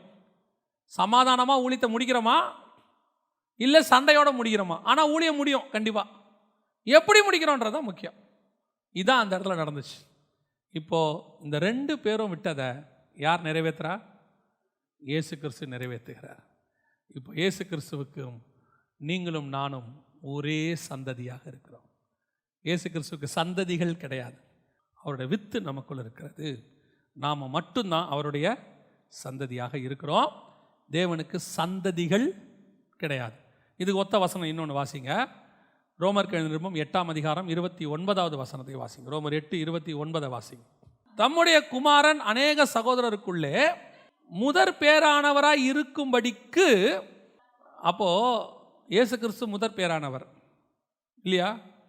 ஒரே பேரானவரா முதற் பேரானவரா? இயேசு கிறிஸ்து பூமிக்கு வரும்போது ஒரே பேரான குமாரன் தான். அவர் தம்முடைய ஒரே பேரான குமாரனை தந்தருளி இவ்வளவாய் உலகத்தில் அன்பு கூர்ந்தார். அவர் வரும்போது ஒரே பையன்தான் பிதாவுக்கு. இப்போ இந்த வசனம் 8:29, தேவன் தம்முடைய குமாரன் அநேக சகோதரருக்குள்ளே முதற் பேரான இருக்கும். அவர் ஃபஸ்ட்டு, நம்ம எல்லாரும் செகண்ட். முதற் பேரானவராக இருக்கும்படிக்கு தேவன் எவர்களை முன்னறிந்தாரோ அவர்களை தம்முடைய குமாரனின் சாயலுக்கு ஒப்பாய் இருக்கும்படிக்கு முன்னறிந்திருக்கிறார். அப்போ நாம் எல்லாம் செகண்ட், நாம் எல்லாம் சந்ததிகள் கிடையாது, சந்ததி. அப்போ அவருக்கு நாம் ஒரே பேரான குமாரனுக்கு நாம் எல்லோரும் 2வது பசங்களாக மாறி இருக்கிறோம். ஆபிரகாம் பண்ண தப்பையும் தாவீது பண்ண தப்பையும் அவர் சரி பண்ணிட்டார். இப்போது இயேசு கிறிஸ்து வந்து என்ன செய்யலை? பாடு அனுபவிச்சு தாவீது மாதிரி யுத்தங்கள்லாம் முடிச்சு ஓய பண்ணிட்டார். இன்னும் சமாதானத்தின் ராஜா வரல. சமாதான ராஜா வந்து ஆளுகை செய்யணும் 1000 வருஷம். அதுக்கு முன்னாடி அவர் தேவாலயம் கட்டின மாதிரி பிதாவின் சித்தத்தை தாண்டி என் கல்லறையை ஆலயமாக்கி கும்பிடுங்கன்னு சொல்லாமல், எதுவுமே செய்யாமல் நீங்களே தேவனுடைய ஆலயமாக இருக்கீங்கன்னு ஒரு கூடாரத்தை திருப்பி உருவாக்கிட்டு போயிட்டார். கல்லை உடைச்சிட்டு கூடாரத்தை கொண்டாந்துட்டு போயிட்டார். இப்போ நீங்களான என்னவா இருக்கிறோம்? கூடாரமாகிய ஆலயம். தாவீது கூடாரத்தை ஆலயமாய் மாற்றினான். இயேசு இருக்கும்போது இந்த ஆலயத்தை ஒரு கல்லின் மேல் ஒரு கல்லில் அப்படி இடித்து விட்டு கூடாரத்தை உண்டாக்கி விட்டு போயிருக்கிறார். அல்லேலூயா. அப்போ மெல்கிசேதேக்கின் முறைமையின்படி அழைக்கப்பட்டிருக்கிற நீங்களும் நானும் தேவனுடைய சந்ததிகளாகவும் இருக்கிறோம், தேவனுடைய ஆலயமாகவும் இருக்கிறோம். ஆபிரகாம் செய்த தவறுகளையோ தாவீது செய்த தவறுகளையோ செய்யாதபடிக்கு நிவர்த்தி செய்வோமானால் நம்ம மேலே இருக்கிற ஹெவன்லி பிளான் கடைசி வரைக்கும் ஓடி முடிக்கும். இது ஆபிரகாமுக்கு வந்த சோதனைகளும் உங்களுக்கு வரும், தாவீதுக்கு வந்த சோதனைகளும் உங்களுக்கு வரும். கடைசி வரைக்கும் அதுக்கு தான் ஃபஸ்ட்டு அந்த பிளானை வாங்கிடணும். இப்போ இதான் உங்களுக்கு பிளானுங்கிறது ஓரளவுக்கு என்ன செஞ்சுருக்கும், இப்போ தெரிஞ்சிருக்கோம். நான் மெல்கிசேதேக்கின் முறைமைப்படி அழைக்கப்பட்டிருக்கிறேன்னு தெரிஞ்சிருச்சு. இந்த அழைப்பில் நான் எப்படி முடிவு பரியந்தம் ஓடி முடிக்கணுங்கிறத கேட்க வேண்டியது மட்டும்தான் நம்முடைய பிளான்.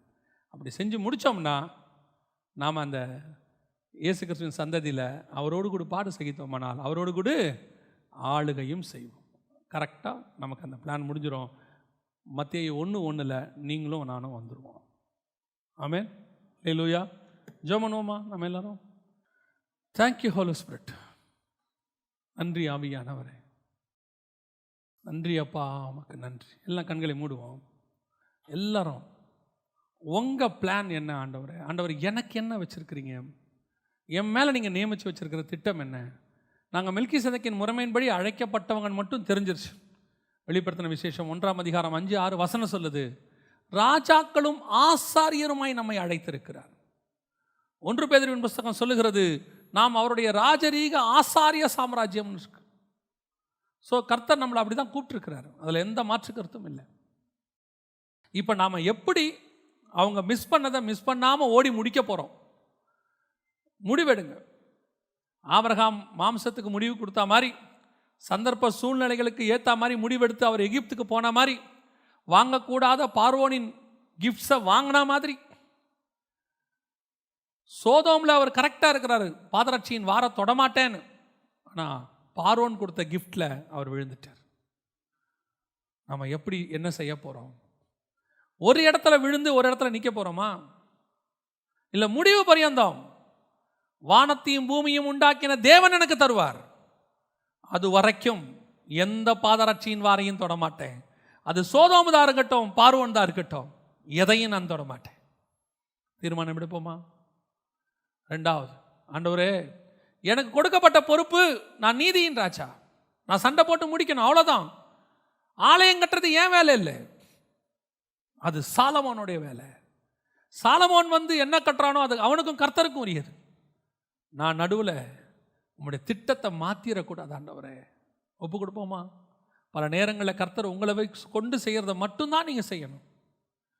உங்களுக்கு ஞானம் இருக்குது, அறிவு இருக்குது, படிப்பறிவு இருக்குது, அனுபவம் இருக்குது, அவங்க சொல்லி கொடுத்துருக்காங்க, இவங்க சொல்லி கொடுத்துருக்குறாங்க, இத்தனை வருஷம் ஊழிய அனுபவம் சொல்லி உங்கள் ஊழியத்தில் கர்த்தருடைய திட்டத்தை இம்ப்ளிமெண்ட் பண்ணிங்க.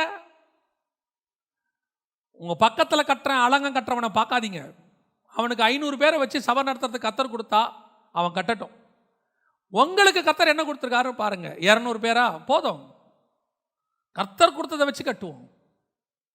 இல்லை நானும் அவனை மாதிரியே அலங்கம் கட்டுவேன்னா அலங்கம் கோணல் மாணலாக இருக்கும்.